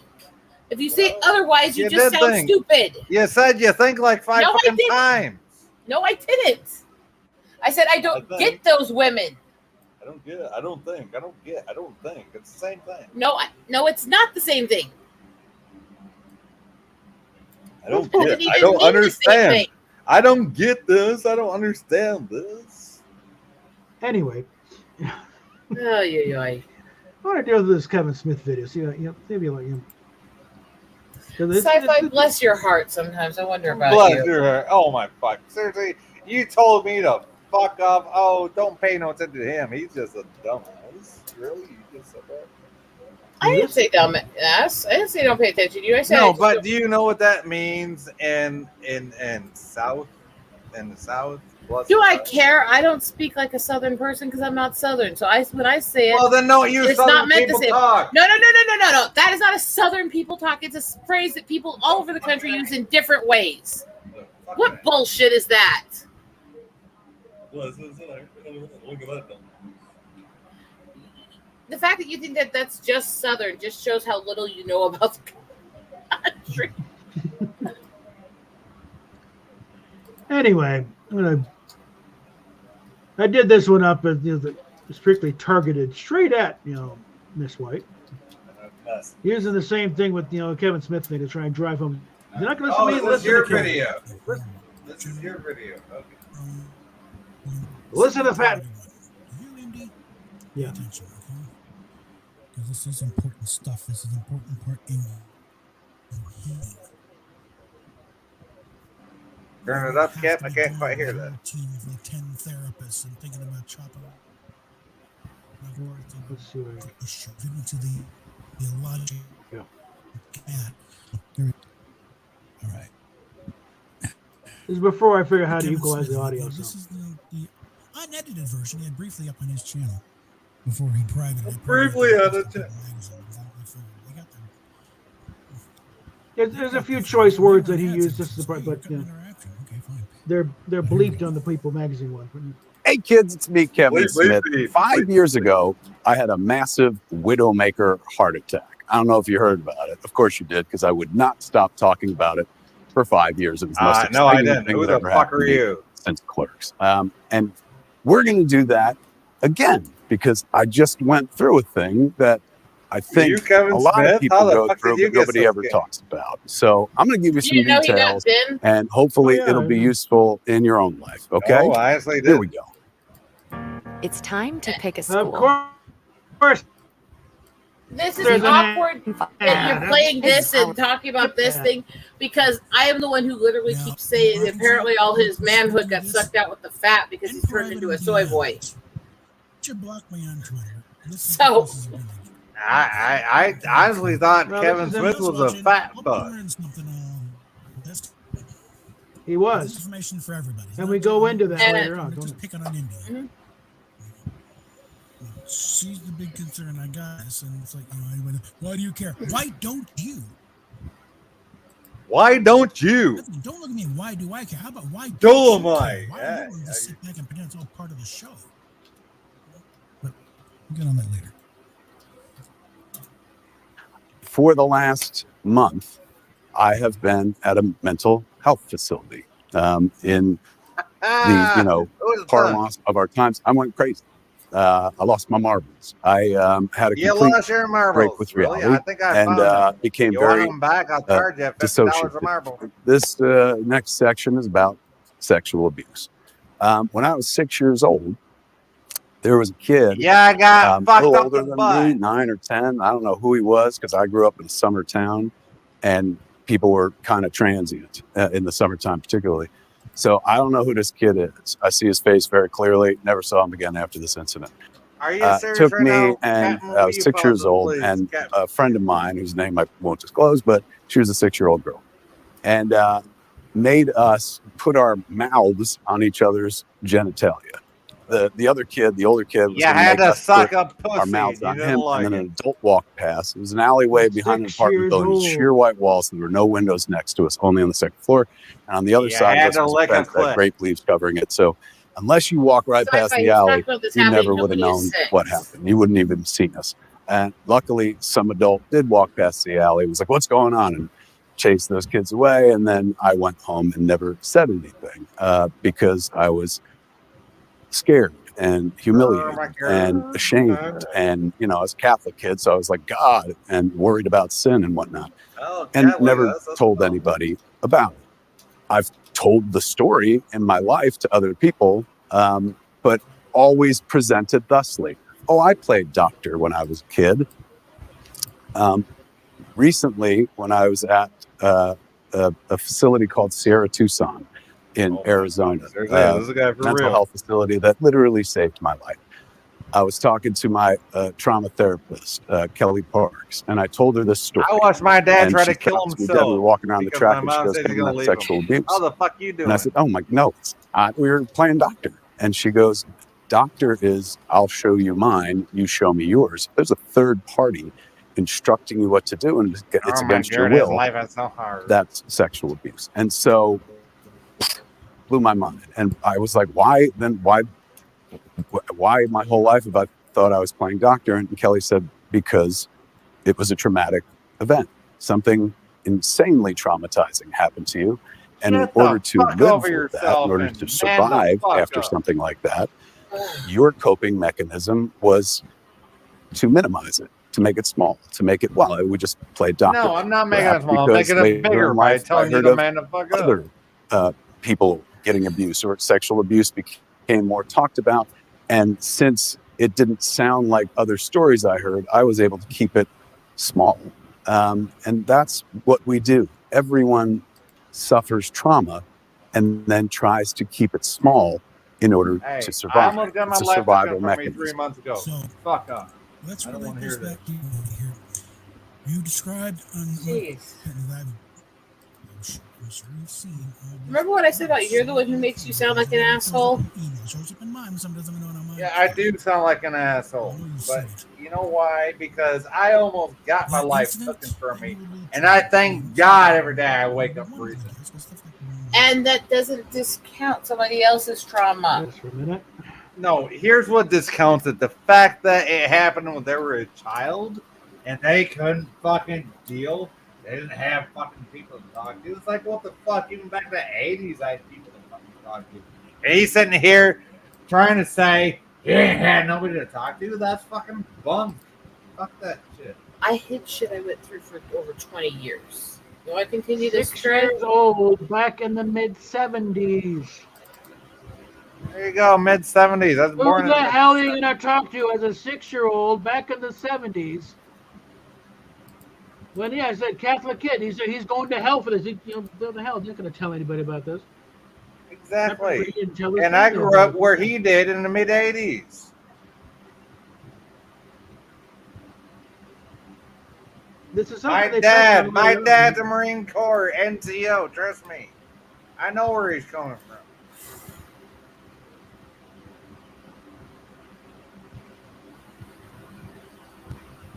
We're going to cut to the chase a bit. What you're doing is it's called the Trauma Olympics.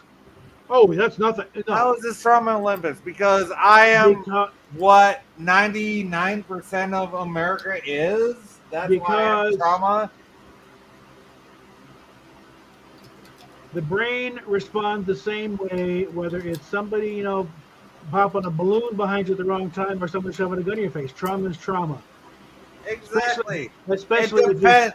You know what trauma is? Trauma is how your brain chooses to deal with something. Not what actually happens to you. It's specifically the amygdala, the lizard brain. And usually exactly. You can choose to ignore the lizard brain. When you're or 6 you years can use old, the higher functioning brain and say there's a better way out of this. When you're 6 years old, you haven't been around long enough to know this shit. I've been around long enough to know at 6 years old I Not knew how to use my fucking human brain. Fuck you. I used my human brain at 6 years old.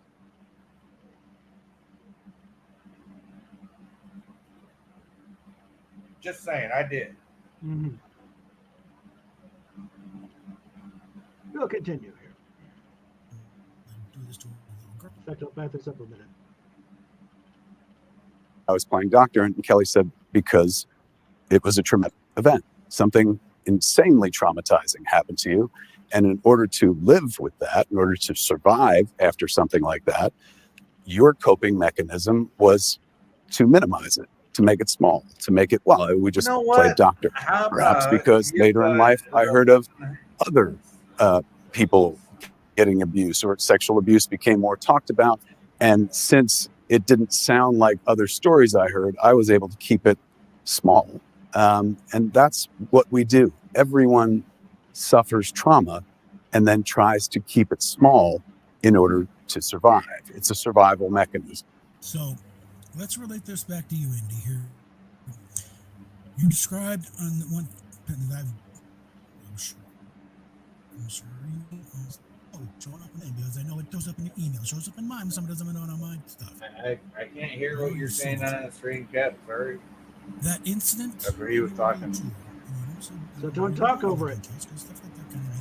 I'm not trying to, but I can't hear what you're saying. I got my headphones on. When you blocked out there, something happened. You don't want to go there. It makes you say, "There's your ground zero." That you say not very traumatic to us. I don't know, I'm guessing 4 or 5 year old. Everything's traumatic. And this stuff, yes, everything is traumatic. Yes. We'll get to the details here and there, but this is where you need to look.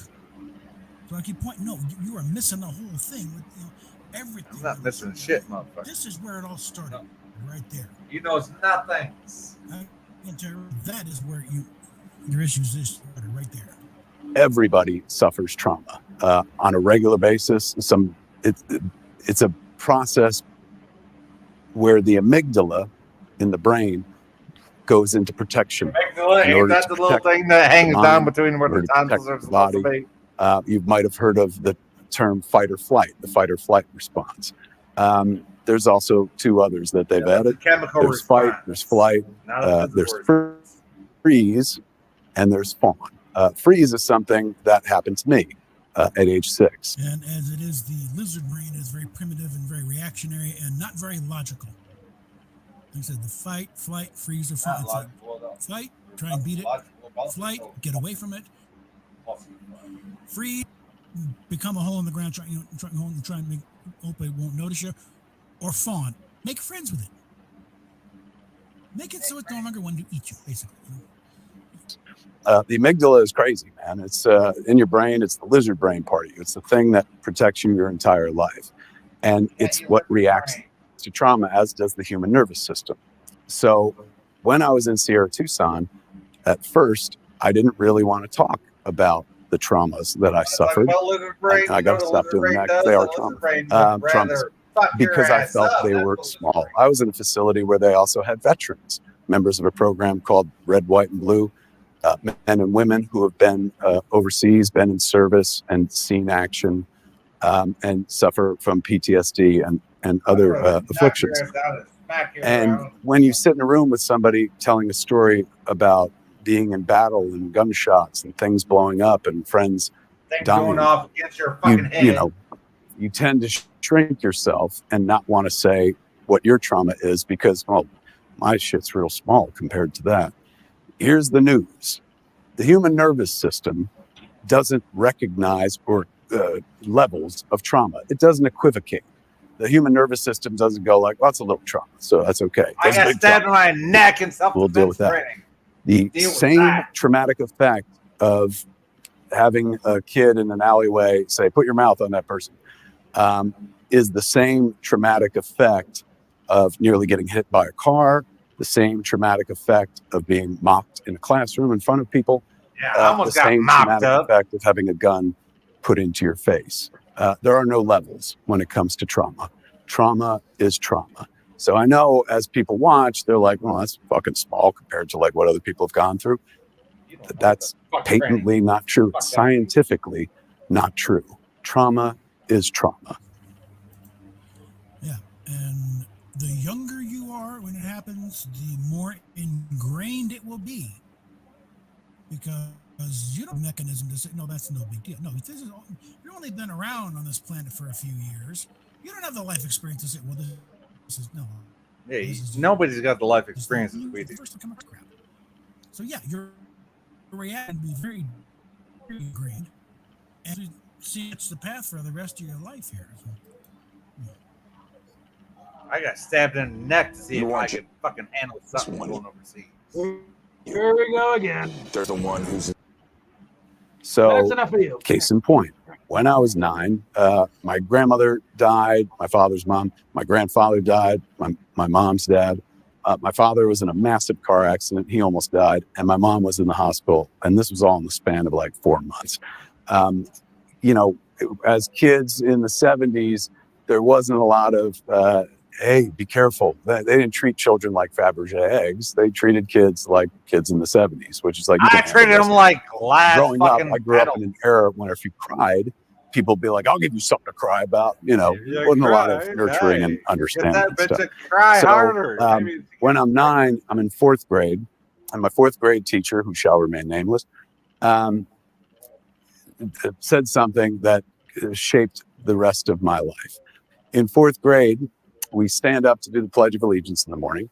And after that, since it was a Catholic school, Our Lady of Perpetual Help, we also did the morning Angelus, which is a prayer they do in church, Catholic church. And my teacher is walking around the room and comes to a stop right next to me. I'm standing and she's standing right here, and she's taller. Of course, I was little. And I felt her looking at me. Like I felt her eyes. Finally, before I sit down at my desk, I look up at my 4th grade teacher. And my 4th grade teacher, who was a woman in her 50s, looks down at me with the most abject disgust in her face and says, ugh, the gut on you, Mr. Smith. Saying that in front of a room full of your peers, someone who's, you know, meant to be caring for you and somebody you respect because that's the teacher. That's what you get for thinking. Devastated a kid who didn't have the tools prepared for that. I'm sure there are people like, you think that's bad? I've been through worse. That's called playing Trauma Olympics. I'm sure people have been through horrible things, way more horrible than that. But the central nervous system reacts the exact same way in everybody. Trauma is trauma. Number one rule, even for my kids. Don't trust. We get some of the next example around the same time. I can imagine what female puberty is like, especially when it hits full force, and you've already got something in the back of your brain that started off about 10 years earlier, saying somehow that being a girl is bad, driving you to cut the tits off your Barbie dolls, you know, and cut their hair. I'm not sure. Really? This guy right here. You, thank God. Start this thing, and then here comes the tit fairy, blessing you over in abundance, and yeah, I can imagine, because kids are little shits anyway. The cancer of the shits. Imagine what fun it was, or ballet class, or suddenly you're the girl with the tits. And now you got to see, does she have really those tits that look so good? Shits she's got them and I don't, fuck her. And they're setting up more of this shit. The next incident that happened very closely to that was we were all at the Long Branch water slide and going up and down. Long Branch water slide. It was early summer. And 4th time up to the top of the water slide. Hi. There's a teenager who sits at the top and he's like, stop, go. Stop. Go. Don't so do it. People going down the slide don't pile up on each other. And don't do it. The kid, random teenager, stops and goes, "Stop. Pregnant ladies can't ride the slide." Sounds minimal. Pregnant ladies and even can't ride now, the slide. I want to discount it. I want to bring it down. I want to be like, oh, that's not as bad as ... So you but don't again, care about pregnant trauma women. That's what you're is saying. trauma. Now, I'm going to take you from those three incidences, one at 6 and 2 at 9, into the present to show you how it shaped the rest of my life. A 6-year-old kid who was terrified of being told to do something that was completely foreign to him was directed to do something that disturbed his core values. Guess what that little kid grew up to be? A director. Because nobody's ever going to do that to me again. I'm going to be in charge for the rest of my life. Nobody's ever going to tell me to do something I don't want to do. The stuff that happened at 9 ties directly into the body dysmorphia I've had my entire life. I have always seen myself, and even now, I see myself as disgusting. I see myself the way my 4th grade teacher, I don't want to give her name, saw me. That look on her face and the thing that she said must be true. Here's an adult who is in charge of me, who I spend 5-6 hours a day with. So if she's saying it, this has to be true. Now, that's not part of my core values. That's part of my core beliefs. Your core values are immutable. They come to you in childhood, your parents instill them and whatnot. And even as you grow, you can add more, they're what you stand for, what you believe in. Your core beliefs are completely different. That's the truth or the untruth that you tell yourself constantly. So my entire life, I've seen myself the way my 4th grade teacher saw me, the way the teenager at the top of the water slide saw me. And, those of you who have seen me over the years, I've had a lifelong battle with my weight that's gone up and down. At top weight, I was 330 pounds. Today, I stand here at 180 pounds. But 150 pounds later, gone, I still see a fat 9-year-old kid because that's all those two people saw. And I minimize You're a fat that. 9 millimeter. Fuck you.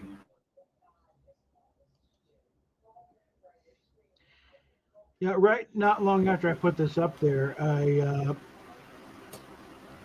he was doing a live stream, Fat Man and something or other. And he pointed that there's still a lot of flat, excess skin to deal with there. So, no, you don't want to see. And I put in the chat, and he read it. I'm like, I said, that's not Fat Man, that's Flat Man, Kevin. It's like, oh, yeah, that's what you did there.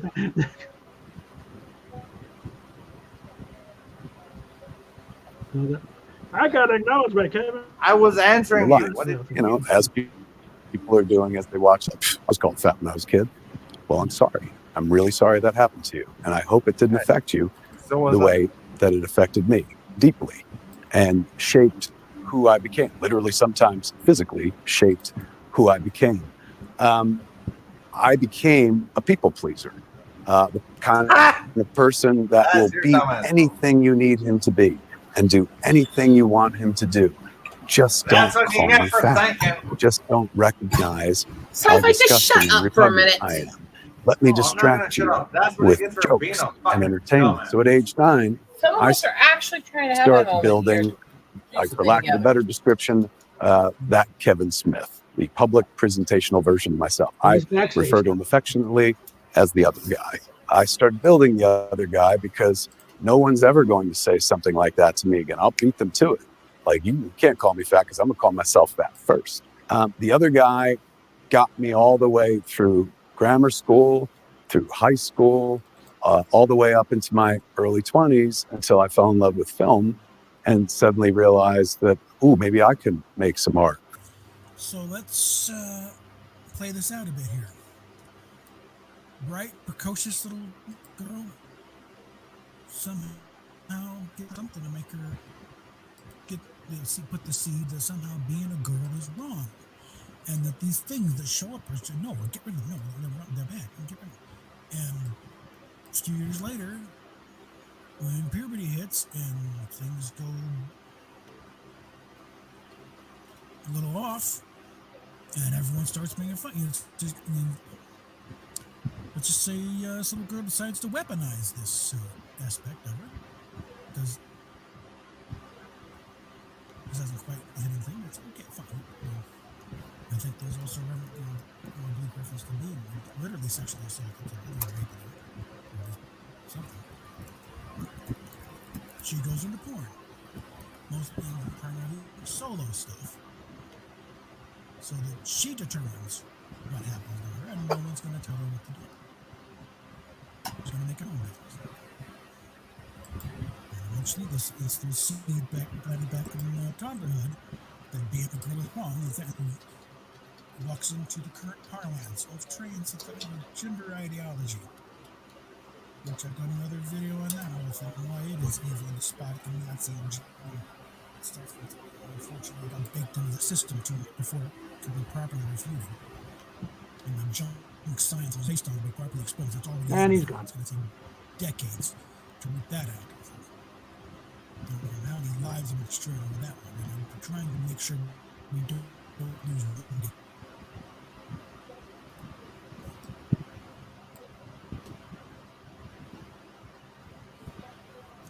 this is kind of thing. Once when the kids are like 5, 6 years old, they set the path and the dominoes start falling. And it's not until years later when you think, hey, wait a minute, this isn't right. You want to take it back? You want to walk this back a bit and see where we started? Let's go back, please. Or something. Now, this much I know. Me, the authentic Kevin Smith, made Clerks, not the other guy. The other guy came online as an adult once Clerks was accepted and bought. I was 23. I made a little black and white movie with my friends, the first thing I ever made. The human brain doesn't stop growing till age 26. So to this unformed brain full of self-esteem issues and self-loathing is introduced a world going, hey, we like what you did. That was great.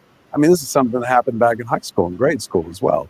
Anytime I was on stage and performing, people clap, people laugh, and nobody was saying, ew, you're disgusting, you're fat.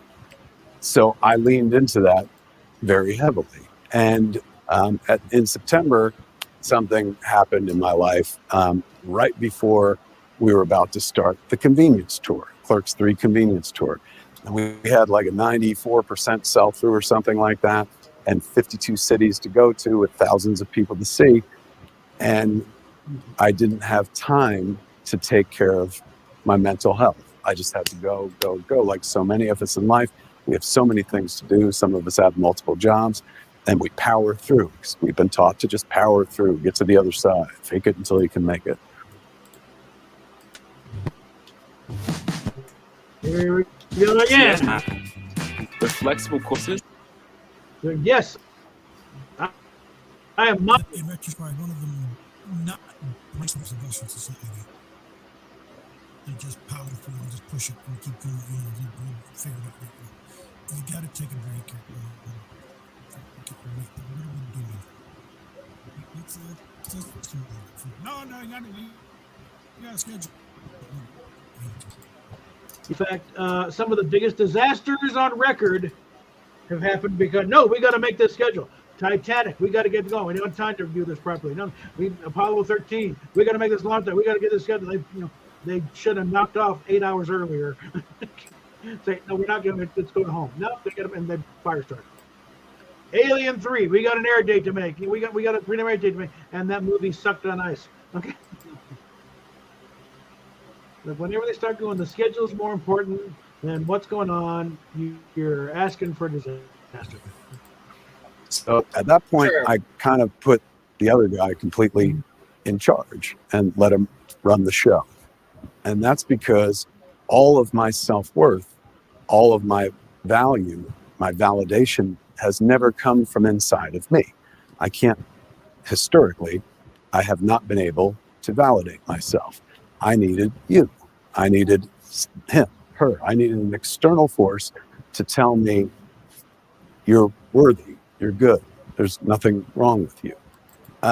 Or, oh, you're great at what you do, and we haven't noticed that you're fat in 10 minutes or something. I got the bright idea years ago to go from being a filmmaker, because if I'm a filmmaker, I can get compared to other filmmakers. You know, there are other people that direct like me, and some of them direct better according to others. And naturally, if you're graded against somebody, you know, it's easy to be judged.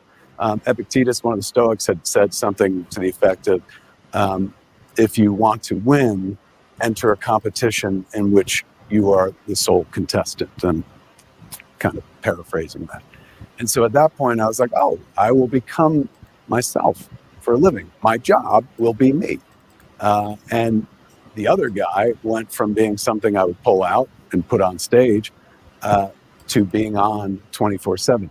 The dumb thing about making yourself your job, kids, is that the moment you wake up, you're working until the moment you go to sleep. And I burned out over time because you need a rest. This is probably one for all of us content creators. If you make yourself the point of, you got to run out of material at some point, then where are you then? Add to this my codependency. I am an incredibly, insanely codependent person. That's the people pleasing. If you need help, my hands instantly go on my hips. What can I do? I go into hero mode, hero complex mode. I can solve your problems because I can't solve mine. So it's much easier for me to focus on you. Then I don't have to think about me and my shit. I can think about you. In that way, you tend to be somebody that people, with intention or not, use up. And we only have so many resources. And yes, I will cop to a little bit of hero mode in my moves here, but okay, but yeah, I've done that a lot. I've done that a lot when I start getting into my depression and my issues. I start taking care of everyone else. Yeah, heard that expression like, "Hey, man, you got to fill your own cup. You got to keep the cup filled." My cup was empty.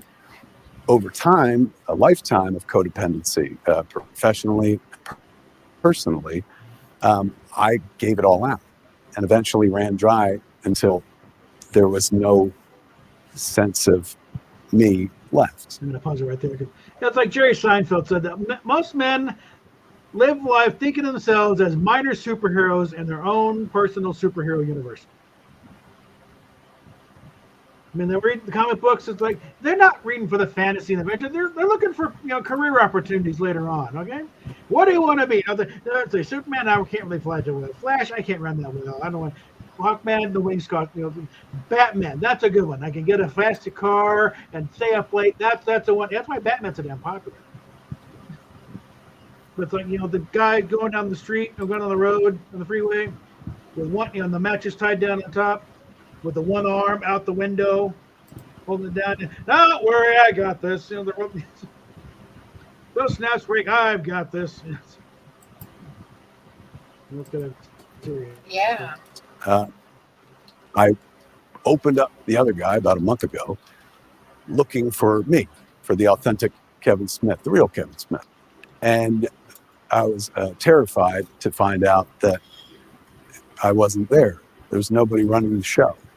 And I was scared beyond belief that either the authentic me had just fucked off because he was so bored with what I had become and what I'd done with myself, or even worse, that the other guy had burned the authentic me for fuel to get as far as we got. And at that moment, I realized I needed help. I have never really loved myself. I abjectly loathe myself. I love the other guy. The other guy is my creation, is creation of a 9-year-old, perfected to the point where I was able to inhabit the other guy for a living and let the other guy do everything while I sat back and watched, as a passenger in my own life. And that's not healthy by any stretch of the imagination. What they taught me at Sierra Tucson, Sean Battle, my process group therapist, who was wonderful, Dr. Falk, Kelly, they taught me to be mindful, to be in the moment, to breathe. It really comes down to just breathing. because this is a mind bender. When you breathe, you know you're here in the moment. You know you're right here and right now. You cannot breathe in the past. It's impossible. And you cannot breathe into the future. Breathing grounds you. It makes you mindful. It puts you right here. Why does one need to be mindful? Because this is fraught with peril. Because the amygdala perceives everything as a threat. You know, you're at work and you're like, hi to somebody, and they don't say hi instantly. The thoughts start racing. Well, what's wrong with me? What did I do? Is that person mad at me? Sometimes it's just a motherfucker being preoccupied. But we don't think of it that way because our minds race. Our thoughts wander because that's what thoughts do. One of the most dangerous addictions isn't alcohol, isn't drugs. It's thinking, because we can't stop it. And most of our thoughts are negative because most of us believe the worst about ourselves, whether it's something that was said to us in childhood, somebody being like, oh, you're stupid. That's something you carry the rest of your life. Like, I'm stupid.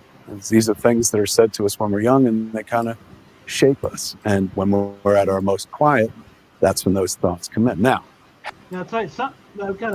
I think my amygdala is just not quite working, because there's so many things going through. Like, some I should have been traumatized over, but just blew off. I don't know what the hell's wrong. It's like there's so much I should have been scared shitless and just totally paid. And things go on around me I don't react to. I don't respond to open threats at the time. And the thing is that, yes, there's an amount of things we can control ourselves. There's also an amount of things we can't control. When severe things happen and it's fast and unexpected and out of the blue, that's what PTSD is. It's literally your brain jumps so hard it rips, it tears, it burns, it scars the tissue and leaves permanent damage.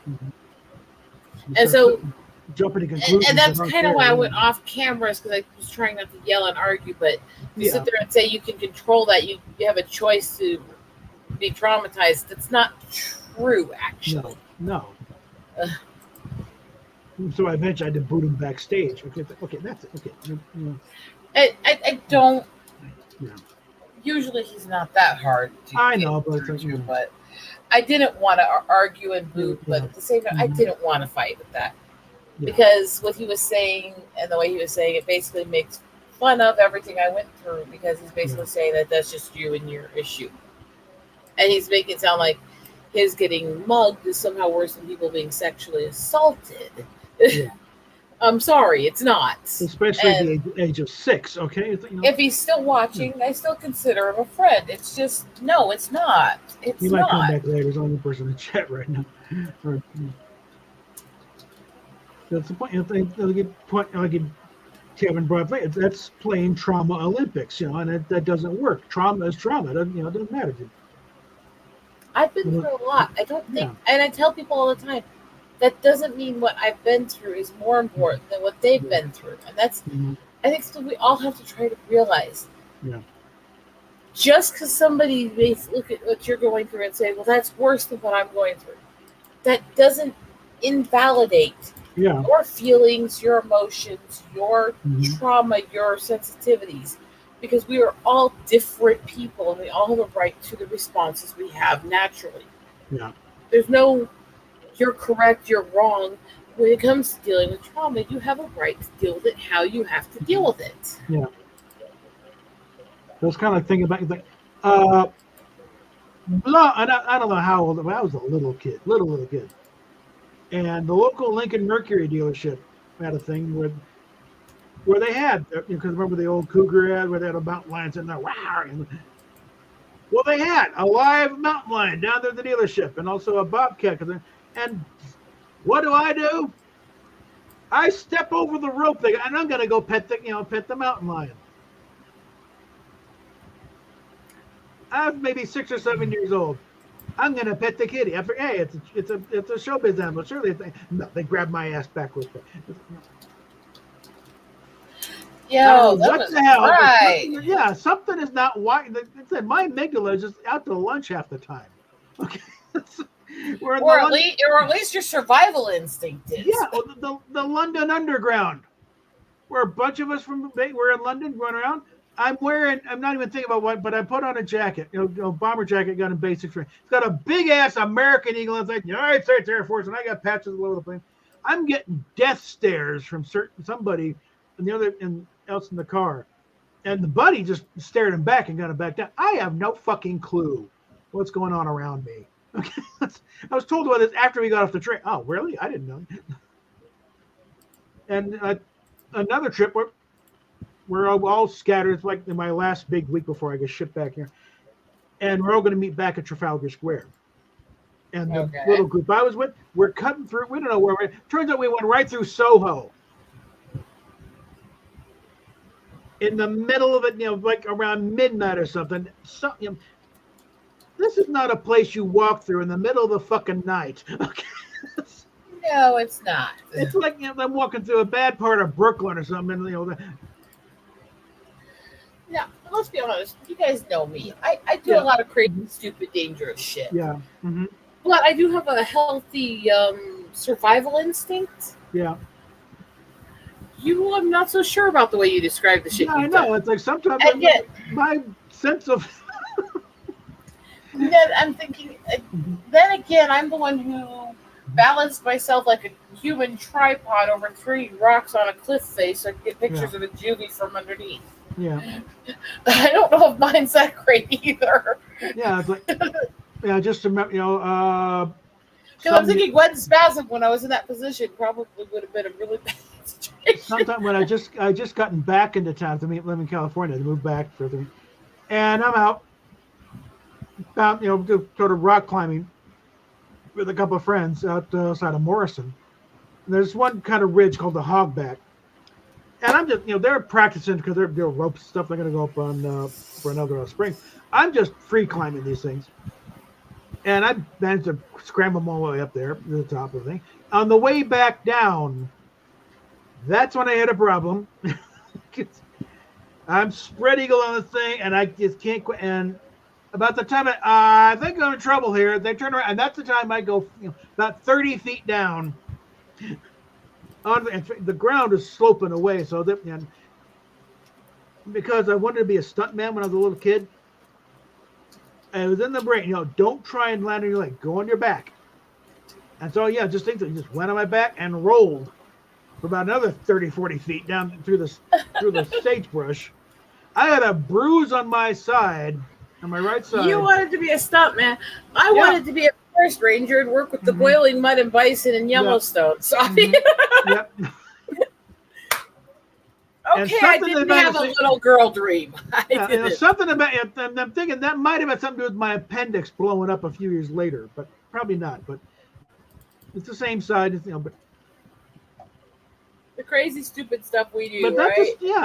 that's the last time I did that shit. Okay.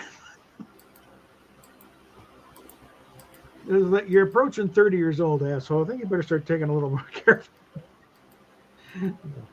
How do people still many different ways? A few years back, I started smoking weed on a regular basis. At about age 38, I'd smoked weed throughout my life a couple times and was never really for me, I thought. And then at age 38, I started smoking and I was like, well, this is great. Why isn't this for me? I mean, I made all those movies about this. I enjoy this because THC, CBD, cannabinoids all have medicinal value to the body. Something that George Carlin said, and we may have even told Kevin this.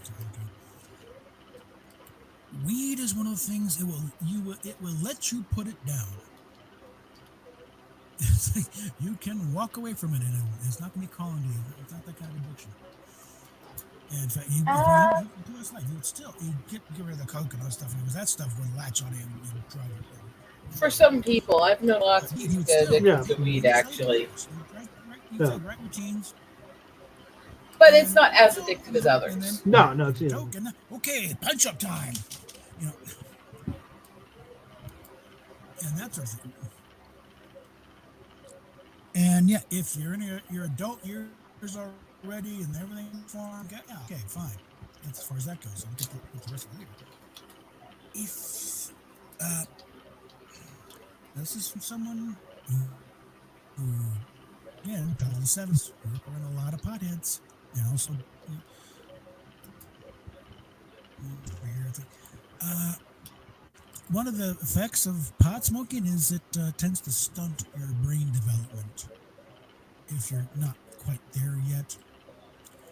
So while normally the brain is fully formed at about 27, if you've been smoking for past 10 some years, you're slowing things down. So guess what? You may not get fully formed until you're well into your 30s.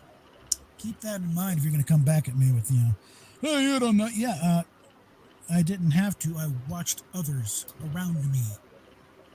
Okay.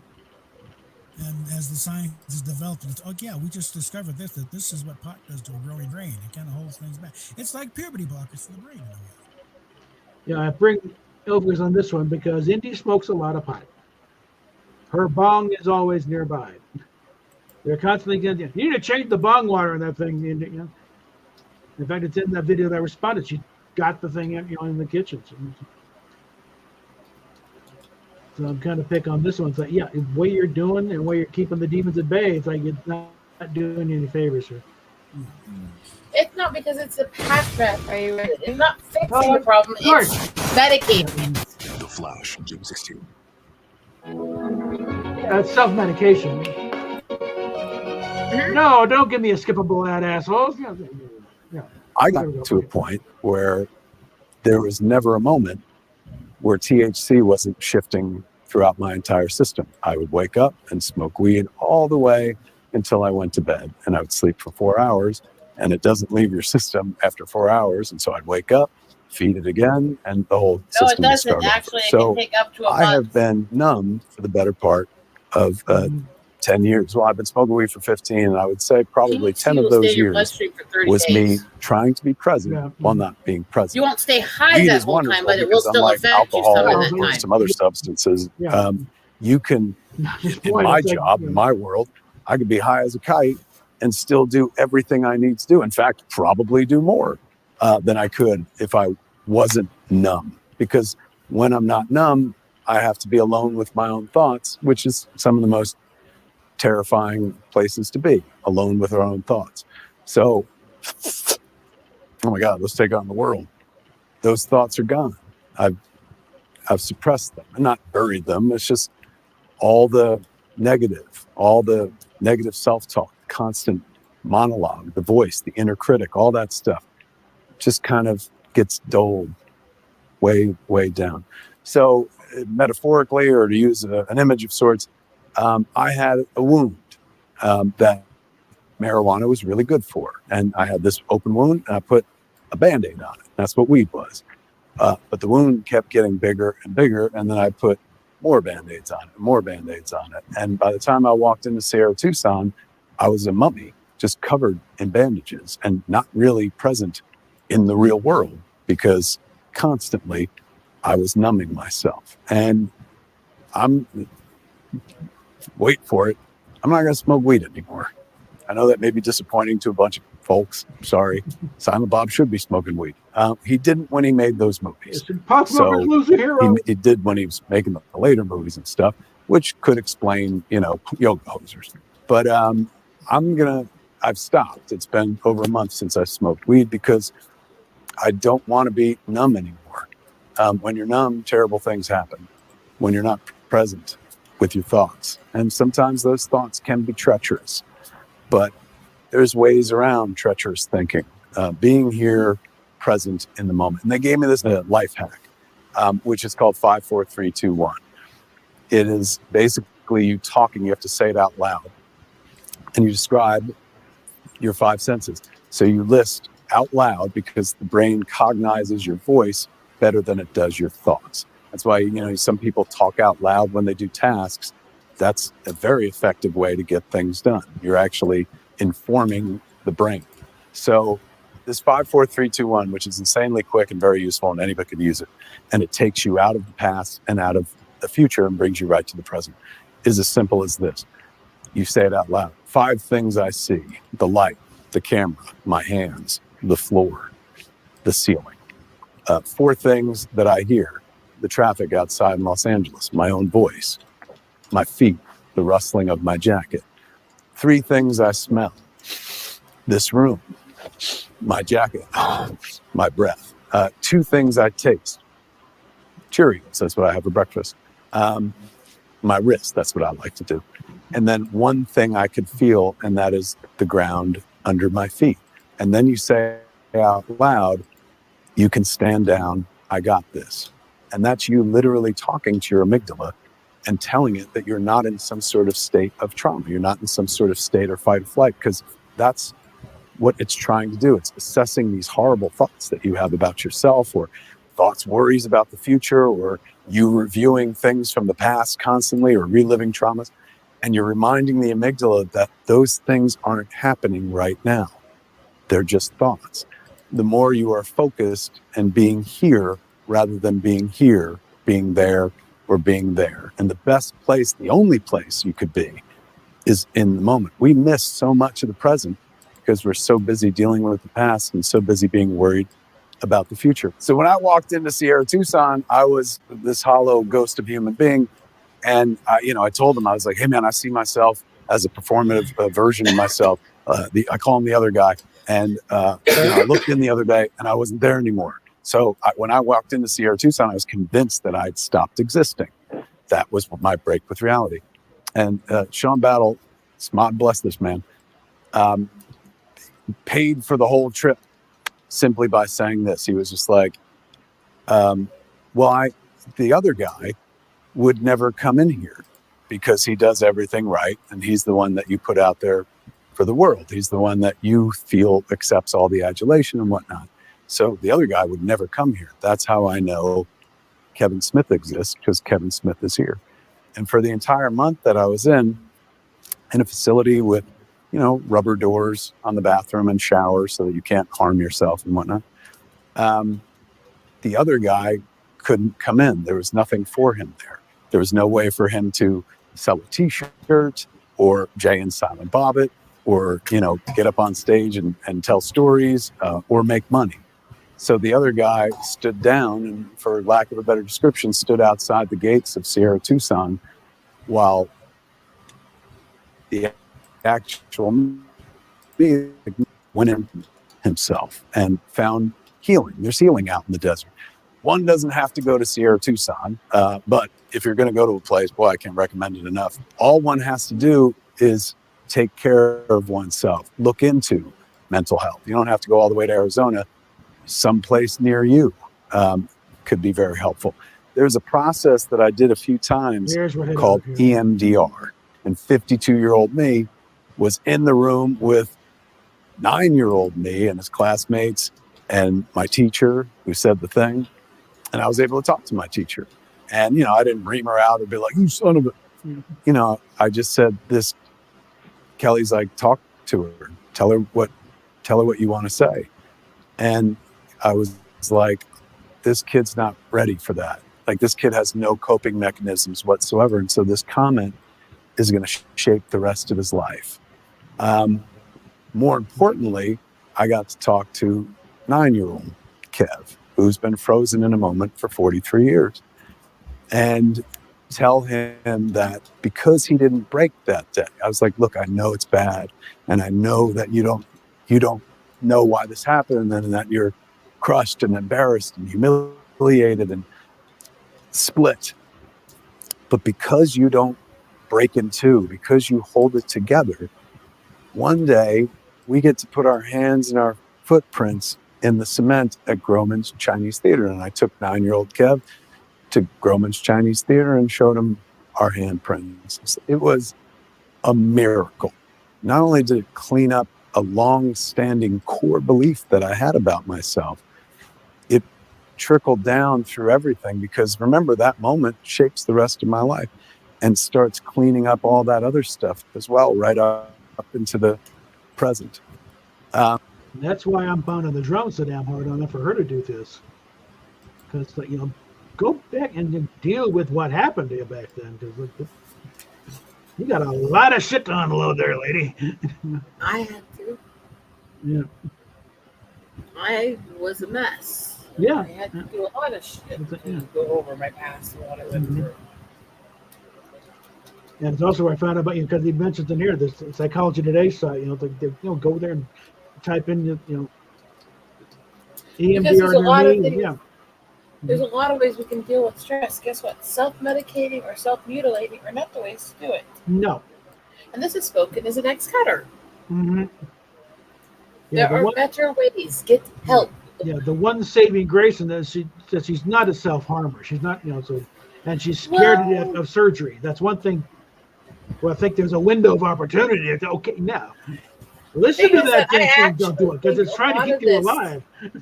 I think a lot of this trans stuff does relate to self-harmers. So. Oh, I know. Yeah, in one way or another. Again, she's smoking a lot of pipe. And I imagine she's been doing it for a lot of years, and she's just now 27. There's 28 in September. So, and again, I've known a lot of potheads in my time. Okay, my own sister, she had a bong in her room. Okay, like mom thought it was a planter, but no, but I came across it one day. This is weird. But yeah, it's like you think you're 27 foot, and you're not there yet, kid, because you've been riding the brakes for the past 10 years. So how old is she here? She's 27. Oh God, she's such a child. Yeah. I was a lot more mature than most people my age at that age, and even I had a long way to go to where I am now. Yeah. You don't know as much at that age as you think you do, and that's what's dangerous to your mind. Yeah. Is we have this arrogance as a species where the older we get and the more we know, the less we think we know everything. Yeah, she's called me young and stupid. When we're young and stupid, we think we know everything. Yeah, and the old you're a crazy old man. Why do you go get your help yourself? Okay, yeah, okay. When you get around 30, 40, it's amazing just how smart your parents really are. Okay, yeah, because just kidding. You think you discovered something you don't know another way. Really? We've seen this before in 3 or 4 different ways. Okay, you ain't doing anything new. The thing for people to remember is that there have been so many people over so many years, over so many decades, centuries, millenniums. We are not. In some ways, we are distinct, and in some ways, we are not. We are the same dumb moron hairless apes we have. We are recreations of the past. We are the fruition of the past, and in some ways, we are different, and in some ways, we are not. Yeah. Like I said, way. When your age, indeed, we thought the same goddamn thing, and guess what? We're wrong. So are you. The only way we're going to grow beyond that is to actually acknowledge that we don't know anything or everything. Yeah. Something that could have come in handy in the conversation tonight, actually. Yeah. I always figured, the ultimate question of life, the universe, and everything, where the answer is 42. But you don't know the actual question. You know what the question is? What I figure? How old are you when you finally figured out you don't know shit? 42. So did I discover that young? Was I a prodigy? It's you have it everywhere.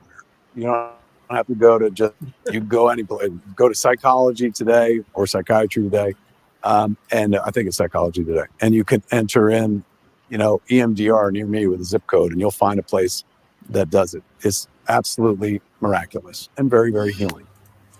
And this is why I'm pushing something. Again, I'm not qualified to talk you through this. I'm not even pretending to be. But you need to find somebody who is to take you to talk to that little girl who got traumatized by whatever. And what you got to think, you keep blocking it out. And this pot smoking, you've also blocking it out. So you're gonna have to face this because this is what started you on this thing. And when I'm figuring the rather not so fun puberty period, just reinforced it. But you need to go back to in your mind, talk to the kids and say, hey, you're okay. You're fine the way you are. There's nothing wrong with you. It's and the bad thing it's not going to happen again. You're okay. You're safe. Talk that down and unplug that because it's affecting the rest of your life. it has led you up to this point. And look at it from the objective reality that you are to the point where you're talking about disfiguring yourself. This is not healthy and is not a way to get healthy.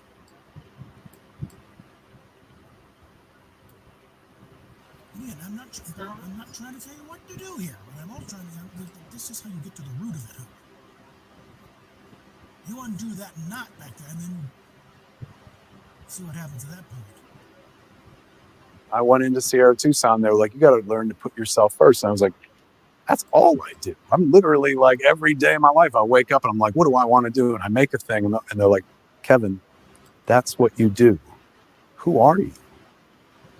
Put yourself first. What do you actually like doing that has nothing to do with your job, that has nothing to do with the other guy, that has no Jay and Silent Bob in it?" And I had no answers. I don't know what I like because I don't know who I am. And now at age 52, just starting to figure it out. So one of the things that I found when I was in there was a group called CODA, which is Codependency Anonymous. There's Alcoholics Anonymous, there's Narcotics Anonymous, there's Al-Anon and stuff. But I never felt a place in any of those communities because I didn't suffer from those afflictions. But CODA, I was forced to go to the group one day, and instantly I was like, oh, this is where I belong. Surrounded by a bunch of other people who see the world the way I do, who see themselves as so minimal and so terrible and so unworthy of love that they'll do anything to get it from somebody else. And when I was leaving Sierra Tucson, like I had 2 weeks in a row at the CODA class, they always ask somebody who wants to lead the group, facilitate, if you will. You open up the book, you read what you're doing and stuff like that. And I did that, and I loved it. I thought it was great. And right then and there, I was like, I'm going to start holding CODA meetings. Like I got my own movie theater, Smod Castle in Atlantic Highlands, New Jersey, and we're closed on Mondays and Tuesdays. So I figured on Monday nights, like 7 o'clock, I'm going to start holding CODA meetings. Man, anybody can go as long as you're codependent.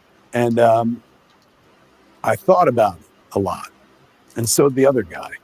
Because the moment the other guy heard that I was gathering a crowd, he was like, all right, how do we make money off of this? How do we turn this into a business? But you can't. You can't charge fees. There are no dues. You can't make a fucking T-shirt that says Jane Silent Bob, strike CODA or something like that. It's about anonymity as well. And right then and there, the other guy kind of fucked off, and I realized that that's the authentic Kevin Smith. That's something that I would like to do. And now I'm going to start figuring out more of those things that's not related to what I do for a living. I'm not putting away what I do for a living. I built that other guy and I love him, but I'm going to maintain him now. He's not going to maintain me. So it was quite the experience that I had. And I'm going to wrap up by telling you like my favorite thing that happened when I was in there, other than getting healing and saving my life, which is honestly what I feel they did in there. I was in there with another patient. We can't use names, but he's a great guy. And he came from Detroit, and he was sitting next to me. We're eating. It was his first day there. We were in the dining hall. And, I was engaged with everybody because that was the real Kevin Smith. I wasn't putting on a show or trying to entertain. I was just me. And so we were chit-chatting, and it was the first day in, so nervous, maybe quiet, a little reticent to engage deep. But I kept talking to him, and finally at one point he was like, man, you know what? You remind me of that guy from the movies. And I was like, all right, here it comes, man. He's going to be like, yeah, well, I do play Silent Bob from time to time. And before I could say anything, he goes, Robert Downey Jr. And that was worth the price of admission alone. Like, I know I'm trying to figure out who I am, but having this guy say that I look and sounded like your mannerism like Robert Downey Jr., I was like, I love Iron Man, but not as much as I love Kev. And that's what I'm going to try to do for the rest of my life. Love Kev and put him first. In that way, I don't know that you'll see much of me online anymore. This is not me, going like I'm gone forever, but I have been a creature of the internet for 27 years. I started back in 1995. trying to find out what people thought about me in interactive forums. You know, we had a USQ message board for years before there was a Twitter, and that opened up the whole world to giving me their opinion. So it's not like I'm quitting Twitter or something like that. But if you want to see me, you'll see me live wherever I do live shows. Come to Smodcastle and watch a movie and stuff. Come see me when I'm on the road, and we'll talk. But don't look for me online, kids, because I'm going to be looking for happiness. You know, the other side of the hardest thing it is you'll ever do in your life is your joy. And isn't that worth getting to, at least before I leave this best of all possible world? So, in conclusion, not crazy anymore. Deal with your trauma, folks. I'm dealing with mine, and it's improving my life vastly. So hopefully this information is useful to somebody. There's no, link to click to sell anything or whatnot. This is just me learning something and passing it on to people that I care about. And I care about all of you, even the ones who are like, I fucking hate this guy. I don't hate you. I care about you. I just don't need your validation anymore. And that's good, because now we could just be friends. So there it is. Thanks for listening, everybody. Go take care of your mind. Here's where we make. And again. To my ears. Okay. There's my note here at the end here. Actually, that is the best change from the, honestly, overly emotional, angry at everything, crying at everything guy he's been the last few years. Yeah. Honestly, I couldn't stand him the last few years. This was... Yeah. Yeah. I couldn't stand him the last few years. The other guy was in charge all the time, and the other guy over the top. Yeah. It is actually to a degree true that your trauma can become almost a second personality. You can almost become a split person. It's the same thing with Tourette's or brain tics or stuff like that. There's a lot of reasons why people who have those kinds of issues name their tics or their Tourette's or stuff by a separate name and personality. Because it does become a separate part of you that isn't really you. It is taking control. Yeah, I figured I kind of got a slightly different version when I'm doing a radio show. Because I got to, get a little more, just me tweaked a little bit, And it helps. It's also, slightly different, on-air name. Because my own last name's a little bit mouthful, so it's chopped in half. Okay. Yeah. That's, again, another lesson, from Johnny Fever and WKRP. Let's get here on my little wrap-up here. Yep. The source of this thing.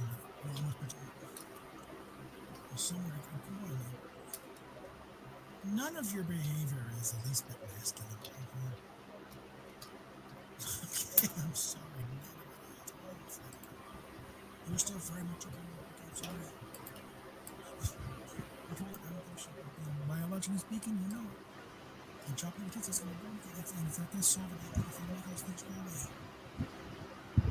We need to get to the cause of this. And then going back and getting, confronting what happened. Wrapping your mind around what actually happened. But then also telling that little girl that this isn't your fault. This is and being a girl did not cause this. This is not. You're fine the way you are.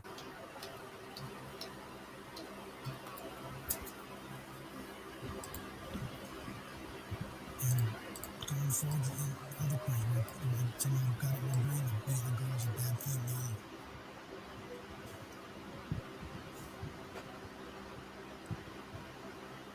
And maybe if you phrase it in that way with your therapist, then get off this established problem what they do with trans and get it into actual mental health here, where they actually do something. They have somewhere to go besides, this affirmation only crap that's been pounded into them. Like I said, I don't care if you got a whole team. If you're all running from the same playbook, it's going to be the same fucking place. You need to get off of this track. Because it's not leading you to a good place. And you're trying to get you so you don't end up another one of my collection of detransitioners. You realize too late that they fucked up badly.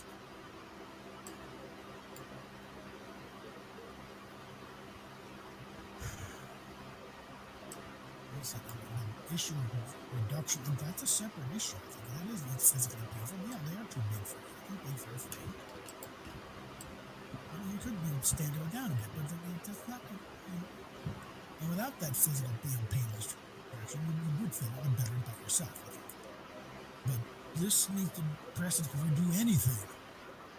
You need to get to the bottom of this, whatever happened way back when, to set you on this path of I don't want to be a girl anymore.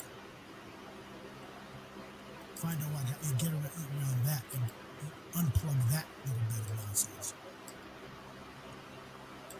Tell that little girl she is safe, she's fine.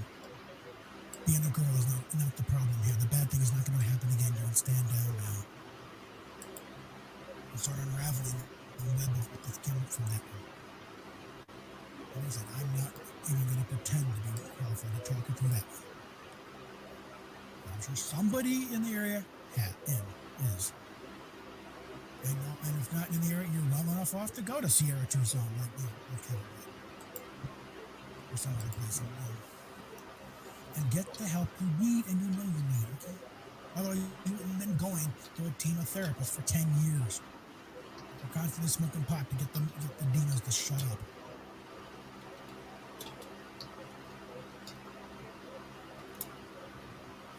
So, I think I've said everything I need to say. I would have preferred to do this in private. Just for you and me. And DMs. But you blocked it, so guess what? We got on with it. And I'm sure I'm going to be hearing from them. And how dare you misogynist old man. Telling her what you can do with the what. I'm not, I'm telling her not to do something. How is that telling her what to do? You're the ghoul's trying to serve herself up for a Sunday roast. It's all part of the show. Okay, what person are you going to lob off this time?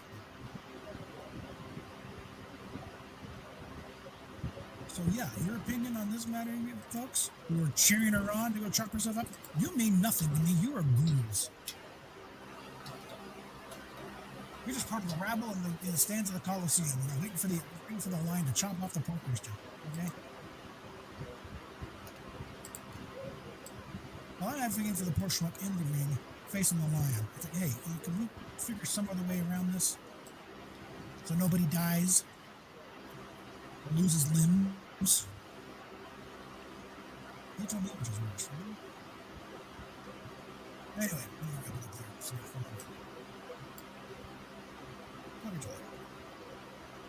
okay, I'm going to pull that. Yeah. That's the thing is, they want to portray it as if you don't support all of these surgeries and all these medical procedures. You're hating the person stuff. No. I have seen so many people who have such medical conditions, such mental conditions, sterilized for life, all this other stuff, and hate themselves for having done it. Who were basically manipulated into thinking that was their only choice when they were very young. Yeah. And somehow, it's like something I did another multi-tweet thing on one, because there's this one guy who is trans, went the whole now. It looks like a babe now, Kelly Cadogan, and it's kind of gone round and round now on this issue of trying to be accepted as a woman. And you look at it, you never think there's anything weird. Not outrageous or anything, but you get some blowback from the other. You're not a way. You're telling a man. Like, and some of us say, no, whatever. And then you've earned your she/her pronouns. Okay, I have no problem with it. But I'm conflicted on that because I get to respect them and all that, but on the other side of it, they don't know what it really is to live as a woman and to grow up as one. There is Well, even after the sex change, you don't experience most of what women do. You just don't. And that doesn't mean that we hate you or anything else, but I'm sorry. There's a reason why we say medically we're not the same. Medically, there's still issues with putting it in the sports or trying to say that you really truly are in every way this and stuff. Yeah. Because it's not the same. And part of the reason why you can't just pretend that it never happened and act like they were always that way is because one of the ways they research crime scenes is by DNA, by gender. Yeah. Guess what? The DNA is still the same. They're trying to push things. Oh, you can't use a skeleton. You can't tell them. The hell you can't. Yes, you can. Yeah. Pelvic bones. There's your key right there. Yeah, that's a female opening. I don't care. And the thing is that it doesn't have to equate hate. I have nothing against people who they're really going through this. This is how they feel and all that. Great, I understand. It is, well, first of all, acknowledging that it is a form of mental illness does not mean that you're hating the person who does it, or you're not saying that they don't need care for it. Acknowledging something is not wired right. Okay. Guess what? Most of the conditions I have are listed as forms of mental illnesses. I'm not saying that I'm deficient somehow by acknowledging that I have them and that they are. Yeah. We've all got something weird. Okay. We're all off in some capacity. It's okay to acknowledge when something's not right. Well, it's interesting. There's a lot of discussion going on with Kelly in this case. She's getting blowback from other trans people. Mainly, it's the female, the male trans, who have the female upbringing, and no, that's not how it works. And I think a lot of it's like trying to have a reasonable conversation on the thing in today's environment is next to impossible because of the crazy bearded ladies who are trying to recruit kids. That has made any discussion almost impossible. That's the other side of it, okay? And you reminded me because you said bearded ladies. Yeah. This movement in the trans group that's trying to convince every woman that if you have PCOS, you're not a full woman, you're genetically trans and need to just accept it. It's like, way do we put women down for our medical conditions? Also, fuck you, you know? It's like Eddie Izzard now want to be called Susie. No. Eddie Izzard is the one who said literally the difference between male and female is how you dress that day. This is literally one of the most sexist pieces of shit on earth. Yeah, the guy who's named himself after his ex-girlfriend. Okay. Yeah, that's not creepy at all. No. Yeah, that's not any. Okay. Like, let's run another creepy one by you. Let's go back to the whole deaf bird thing here, right? So there's knowledge in this that he's not technically listed to any tribe, but he did grow up on the res and in his tribal family. They just can't document it because of issues with documentation being lost during. Yeah. This tribe doesn't have good documentation, and they're hyper strict on letting people in with it. The parents have to be registered to the tribe. Yeah. Okay, so he's not a registered member of the tribe, but he grew up on the res, and his grandmother's native. Figure it out, right? Okay. It's at least a quarter. When this, when this came out, and this was found out, Heard decided she wanted to suddenly try to change her stage name to Calamity Jane, a woman known for murdering natives.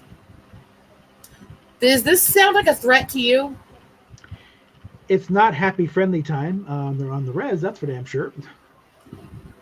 Does this sound racist as hell and like she's trying to threaten him to you? It's in there, yeah. I can certainly infer that. Yeah. So, let's talk about crazy ass shit. It's like if I wanted to call myself Buffalo Bill, think, really? Or George Custer. Yeah, that'll go over well. But also the fact that she's doing this as a response to finding out that her ex might be native. That is, to me, absolutely a threat. Yeah.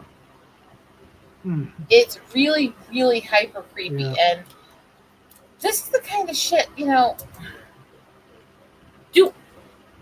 known me for years. Yeah. How many times over the last 4 years we've known each other have I ranted about how much I hate Depp's acting in his movies and I don't really like him? Yeah.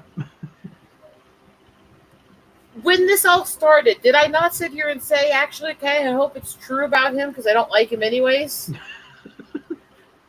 I'm honest. Yeah. I'm honest. Mm-hmm. I'm honest. Yeah. But the evidence is clear that it's not. Yeah. And as much as I don't like him, but no, Amber he is crazy the enough victim bad. here. Yeah. He is the victim here.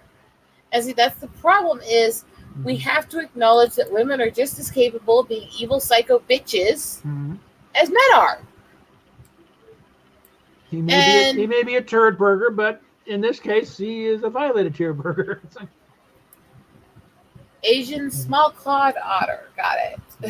And yes, this is the stuff that, I didn't want to have to defend him.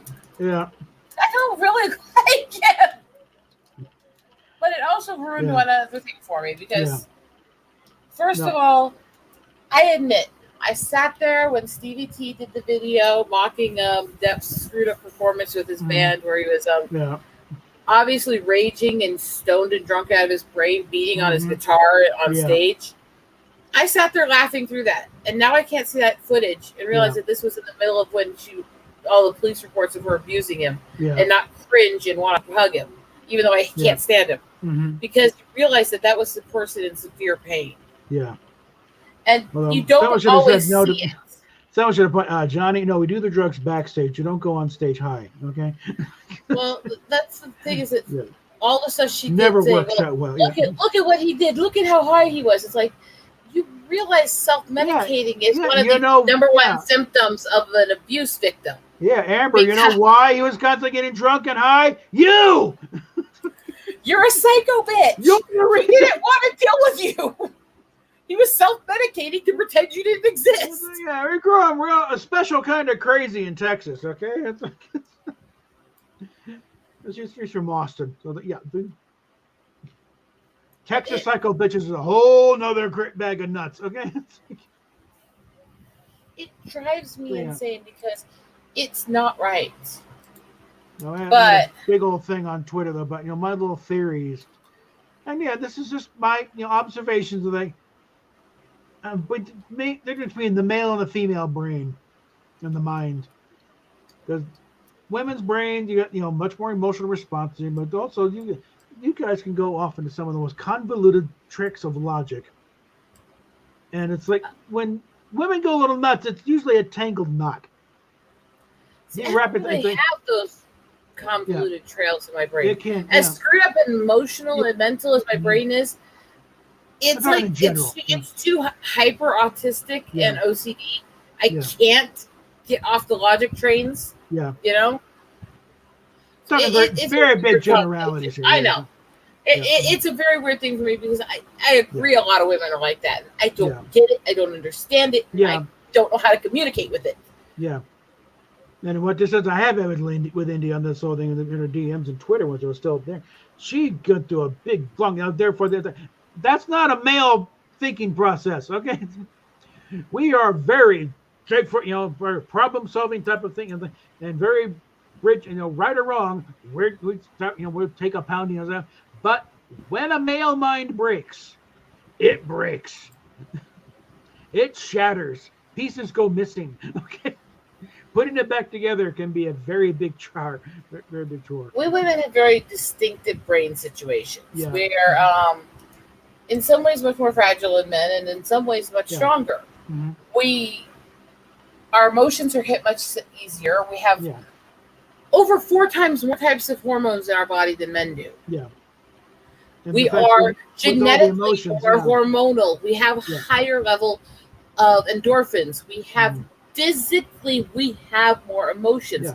I don't consider that necessarily a bad thing. No. In some ways, it's also what helps us cope with the traumas and stuff so that we don't fully break like the men do. You have all the emotions there, whereas on our side, we can stomp it all down. And when something major emotional thing happens, we have no fucking clue how to deal with it.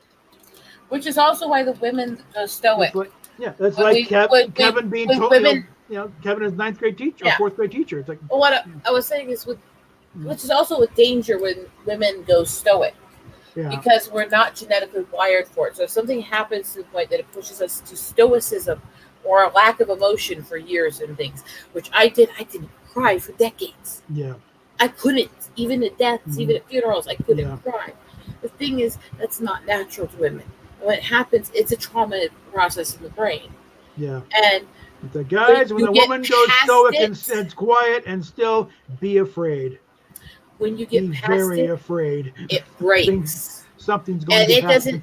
It doesn't break a little bit. When a woman goes stoic and we finally break free of it, every emotion that's built up in all that time we were stoic comes out. And it was months and years. And I'm still having these emotional breakdowns. I didn't cry from little child age until about 3.5 years ago. Yeah. And ever since that first break, everything makes me fucking emotional. Yeah. Because it was still in me. It was just suppressed. Yeah. It was a coping mechanism that I didn't know I was doing. So I think the difference between, like male to female trans versus female to male, and why you got a lot more female to male back to female, the detransitions, the vast majority of them I'm getting are female. I said, we fucked up. It's like if they're lucky, they didn't do the surgeries, but a lot of them, it's like, at least go as far as, the top surgery. And it's like, this was the biggest mistake of my life. And going on, testosterone, they have permanently lowered voices. The males, on the hand, it's like, okay, something is definitely broken. And that's where, in case where all these guys, the only option really is now surgically transition there to get Caitlyn Jenner and Kelly and a few other, Buck Angel's another one. 30 years and a big bushy beard. All I know is and Blair White, something. There are some who I think are cases because of a few things. Chimeric issues are more common than people realize. They're finding more and more as we get into genetic testing and finding out a lot of these weird birth defects and issues people have as chimeric issues and issues where you have traits of both genders are actually a lot more common than they used to think they were. And then there's the people who are born hermaphroditic, and instead of testing the DNA for the gender that's more accurate and all this stuff, the parents just select one, and sometimes it's wrong, and it causes physical, mental, and emotional damage as they get older. Well, a lot of times the doctors wired for the wrong sex. They find out afterwards, after the doctor's already chopped off, the strange parts. Like, wait. Well, as of the laws that were passed in the late 90s, that's less than now. It's done by the parents now. But again, they're still making the decision without doing proper testing and stuff like that. There's things you can do to keep the kid alive and safe on support for a few days, to do the tests, to do it correctly, and make it safer. So there are legitimate cases where the surgeries are needed medically.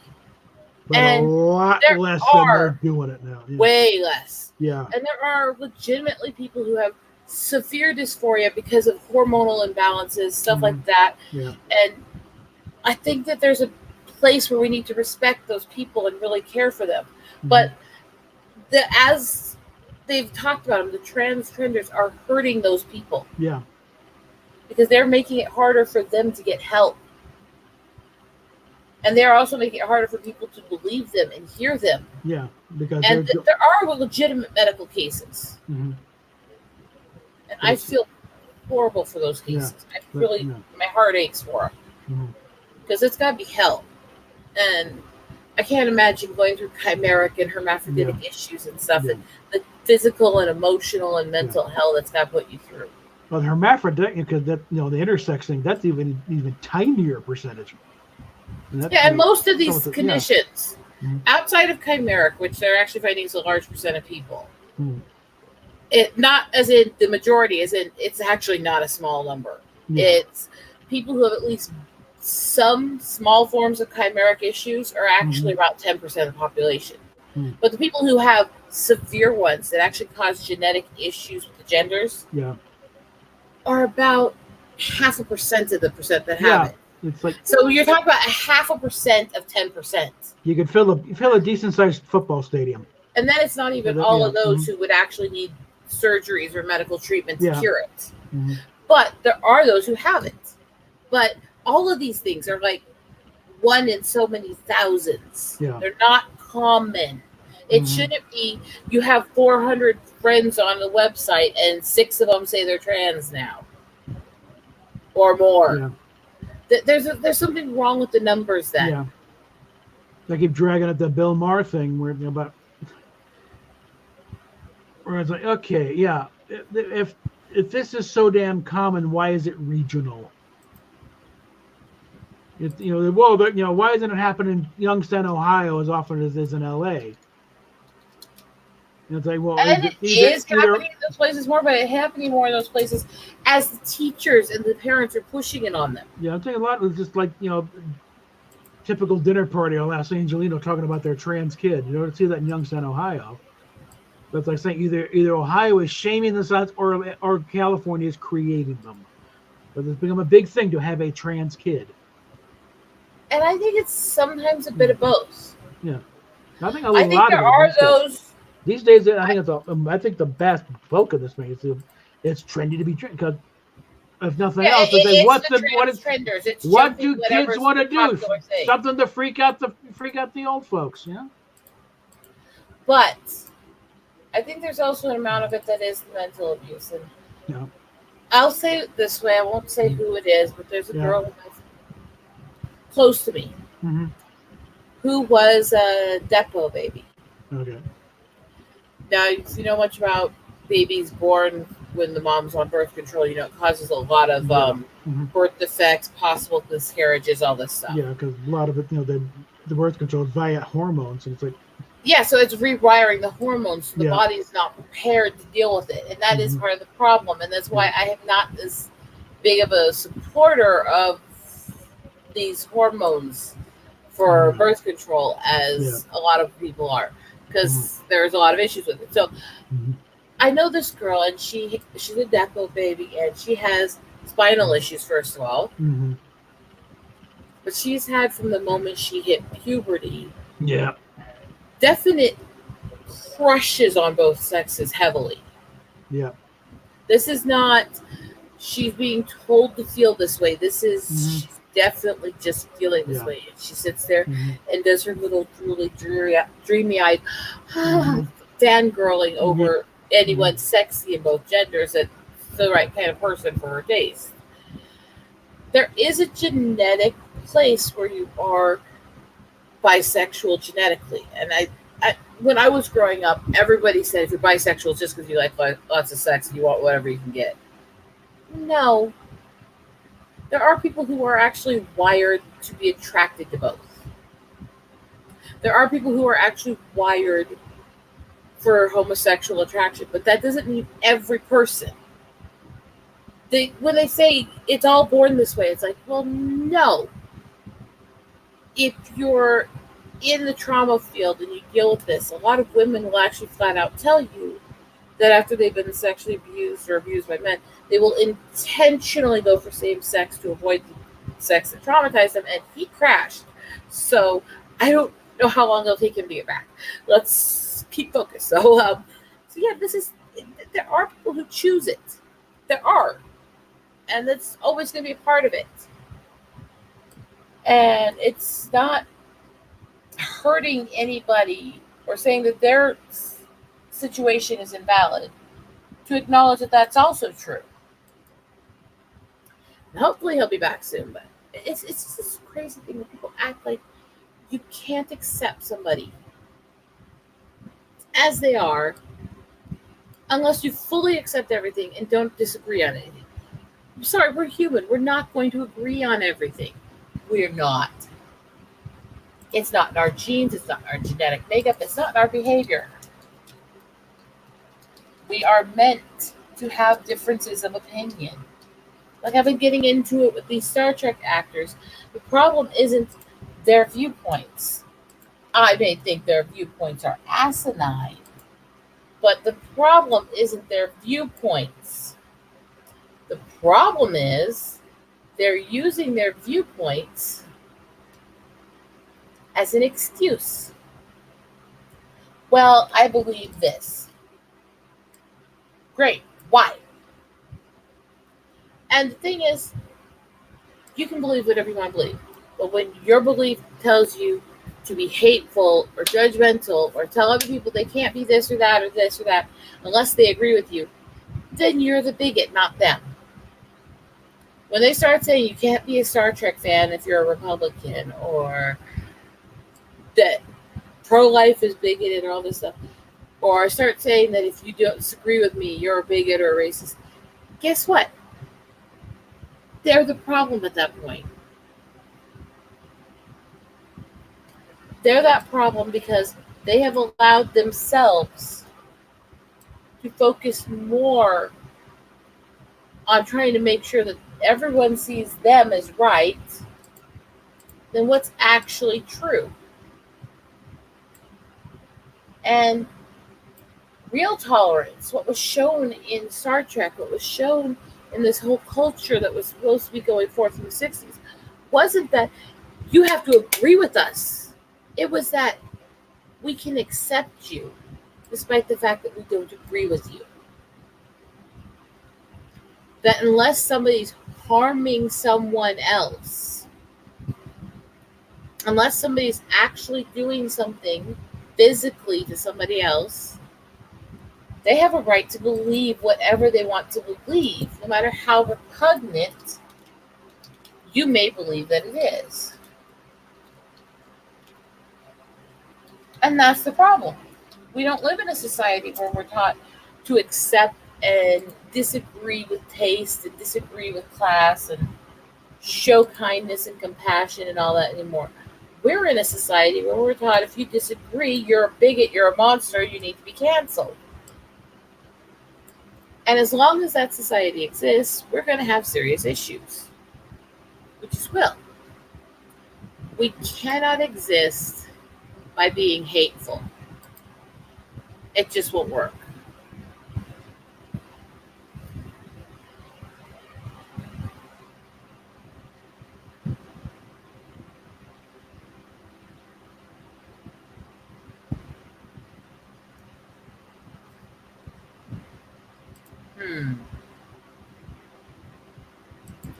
It's an interesting situation, but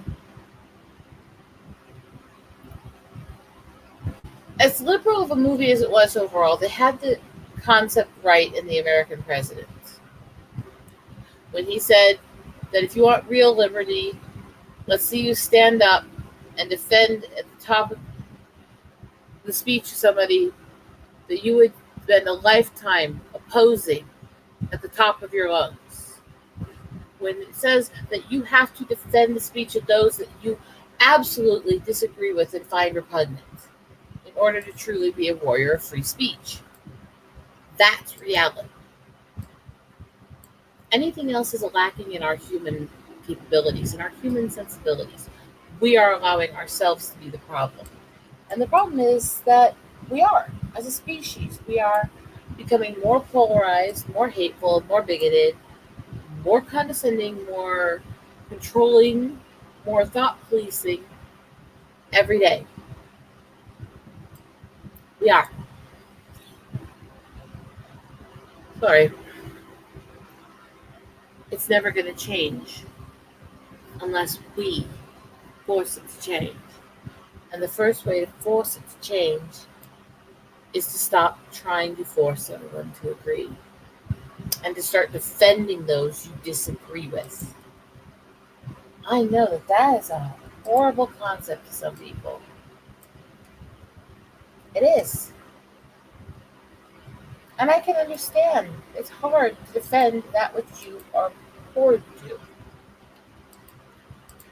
But they got it right with something in Last Man Standing, where even though he was so determined to make this difference politically for his side, knowing his daughter was voting against him, he still did what he could to help her get to the voting place and make sure she could do it. That's the point.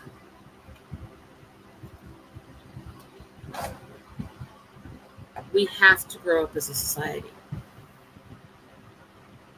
Until we do, it's not going to get better.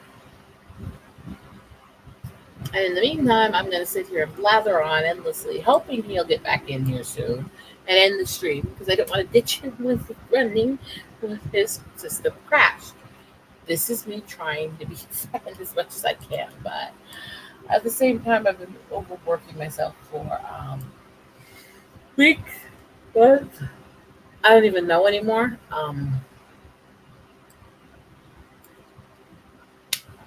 And my whole entire goal right now is to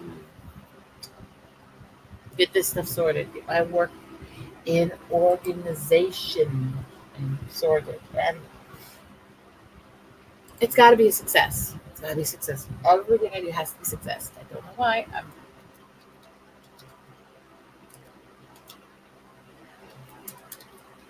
I am a bit of a shameless control freak, and I admit this.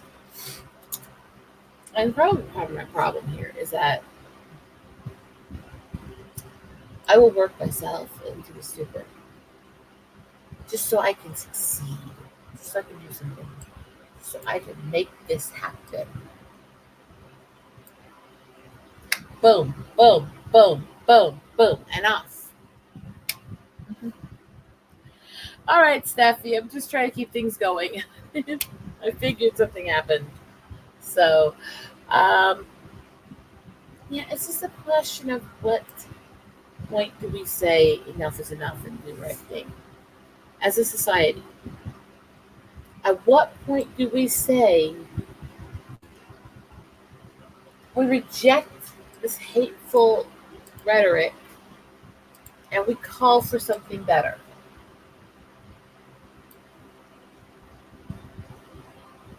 We reject these hateful behaviors and we call you to do something more. Because until we do that, beloveds, it's never going to change. It's never going to change. If we're all more interested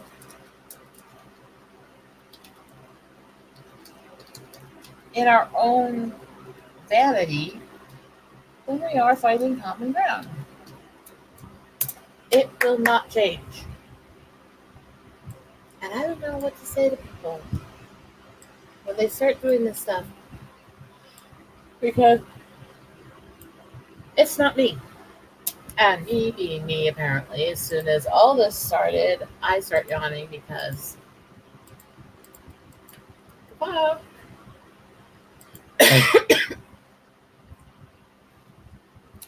So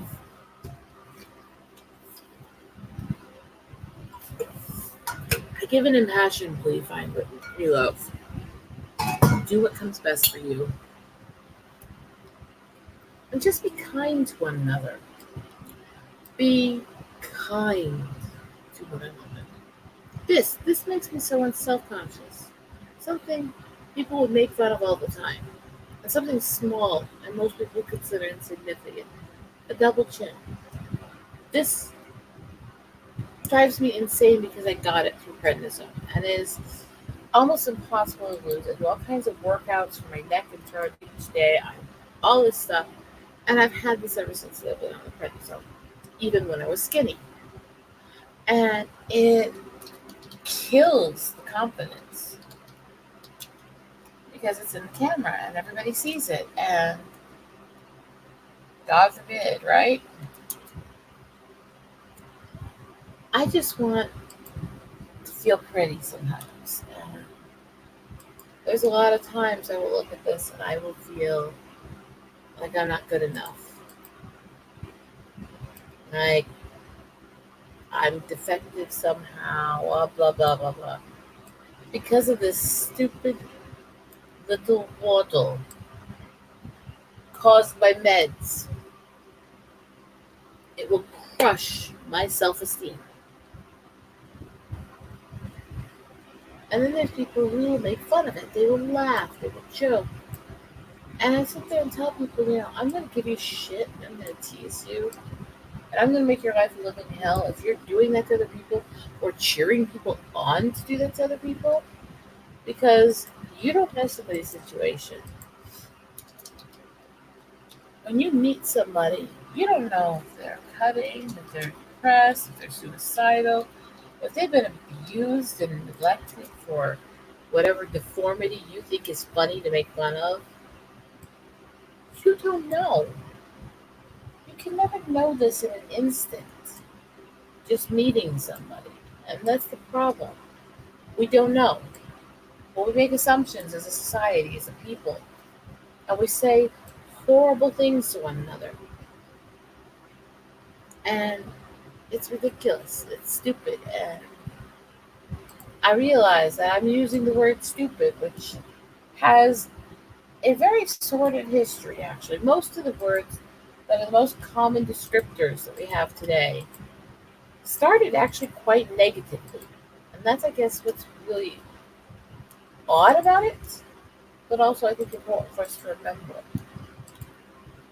We don't have a perfect situation.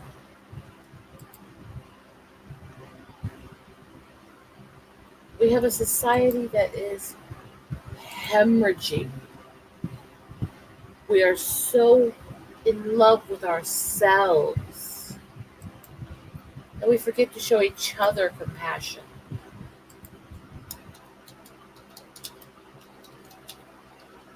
And it's sad.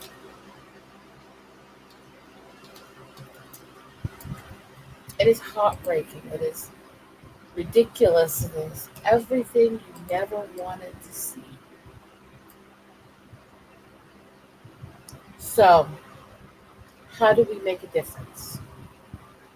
How do we change what we put out?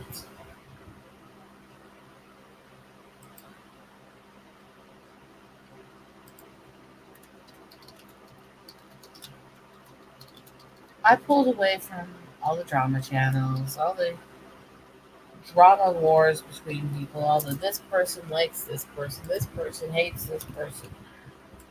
I pulled away from all that stuff because it's toxic and it has no purpose. All it's doing is hurting people. And we're in a culture that is hemorrhaging heart already. So I said, I can't.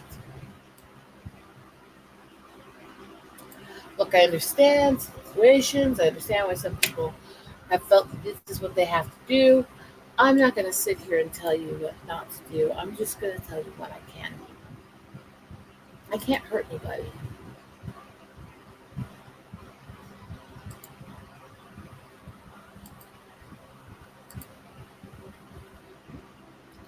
So it's the best I can do.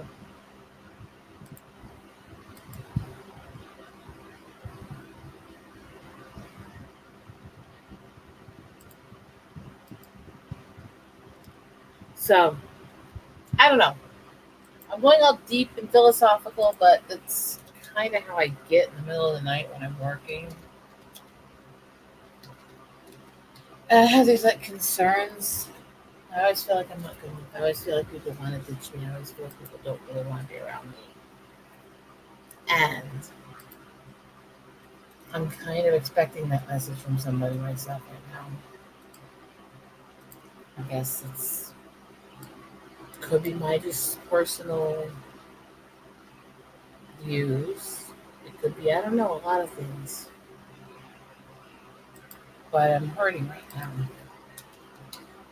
In the regards that I always think the worst is going to happen.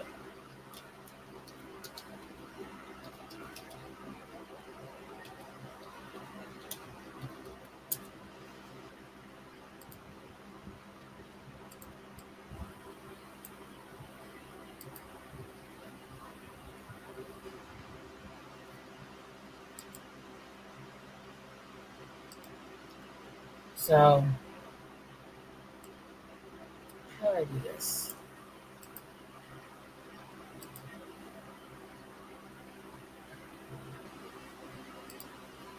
I'm not sure.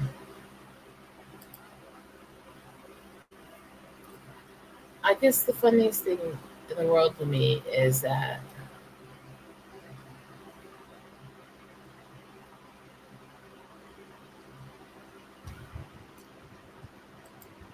I'm one of the most brazen people out there in a lot of ways.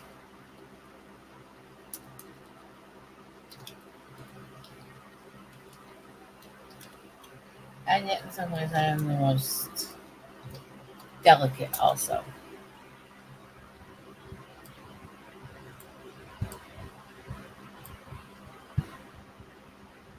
I don't know. Maybe that's the way things are supposed to be in some ways. Maybe we're supposed to find this common ground with each other as people.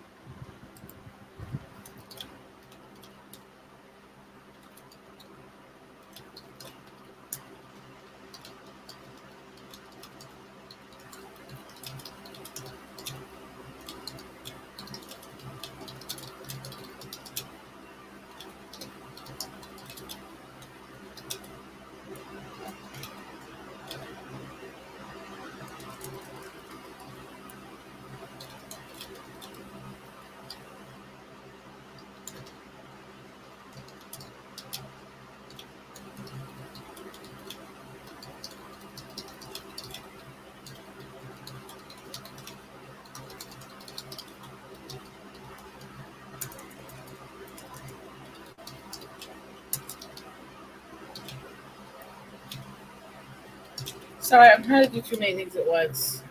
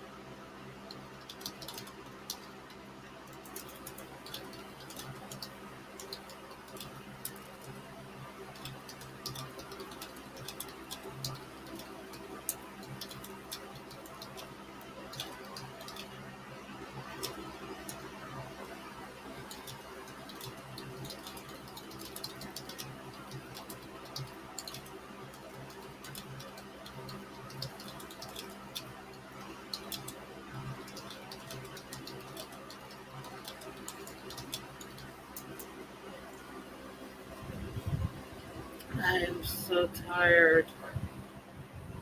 If one of you can get in here, it would help because I don't even know what to say anymore.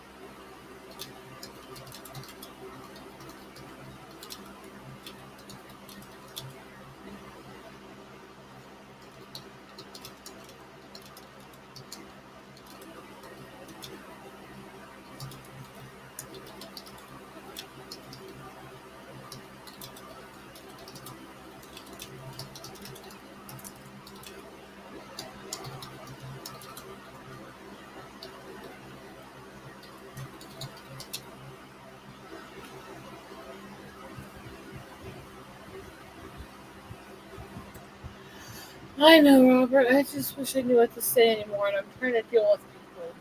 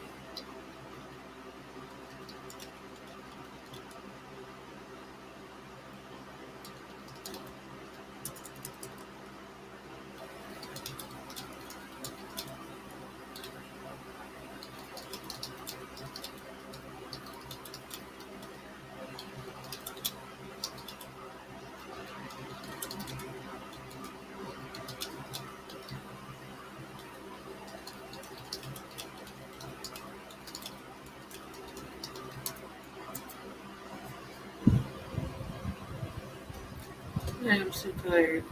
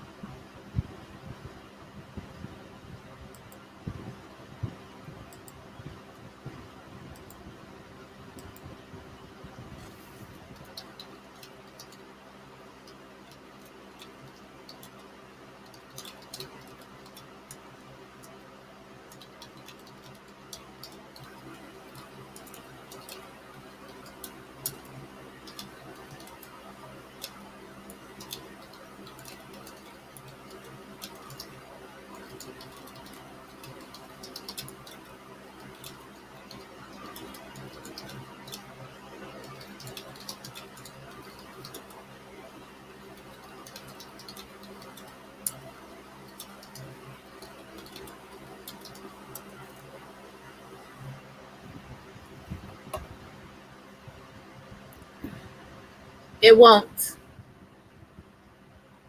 It doesn't. I've actually been part of the streams where this happens before. If the other guest leaves, it floats open. It has to have the end stream. Crap.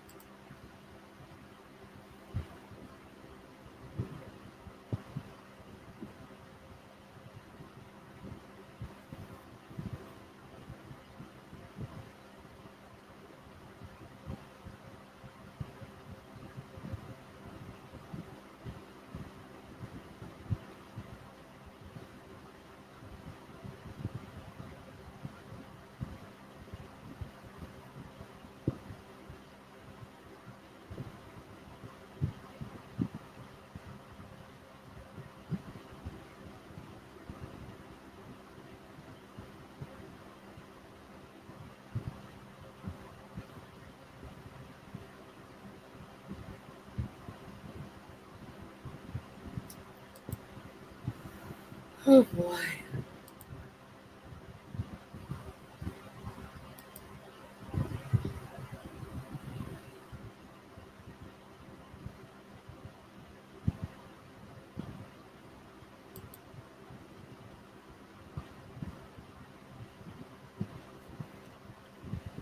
I'm gonna log out either way, and you guys have fun trying to figure this out. I have to deal with something.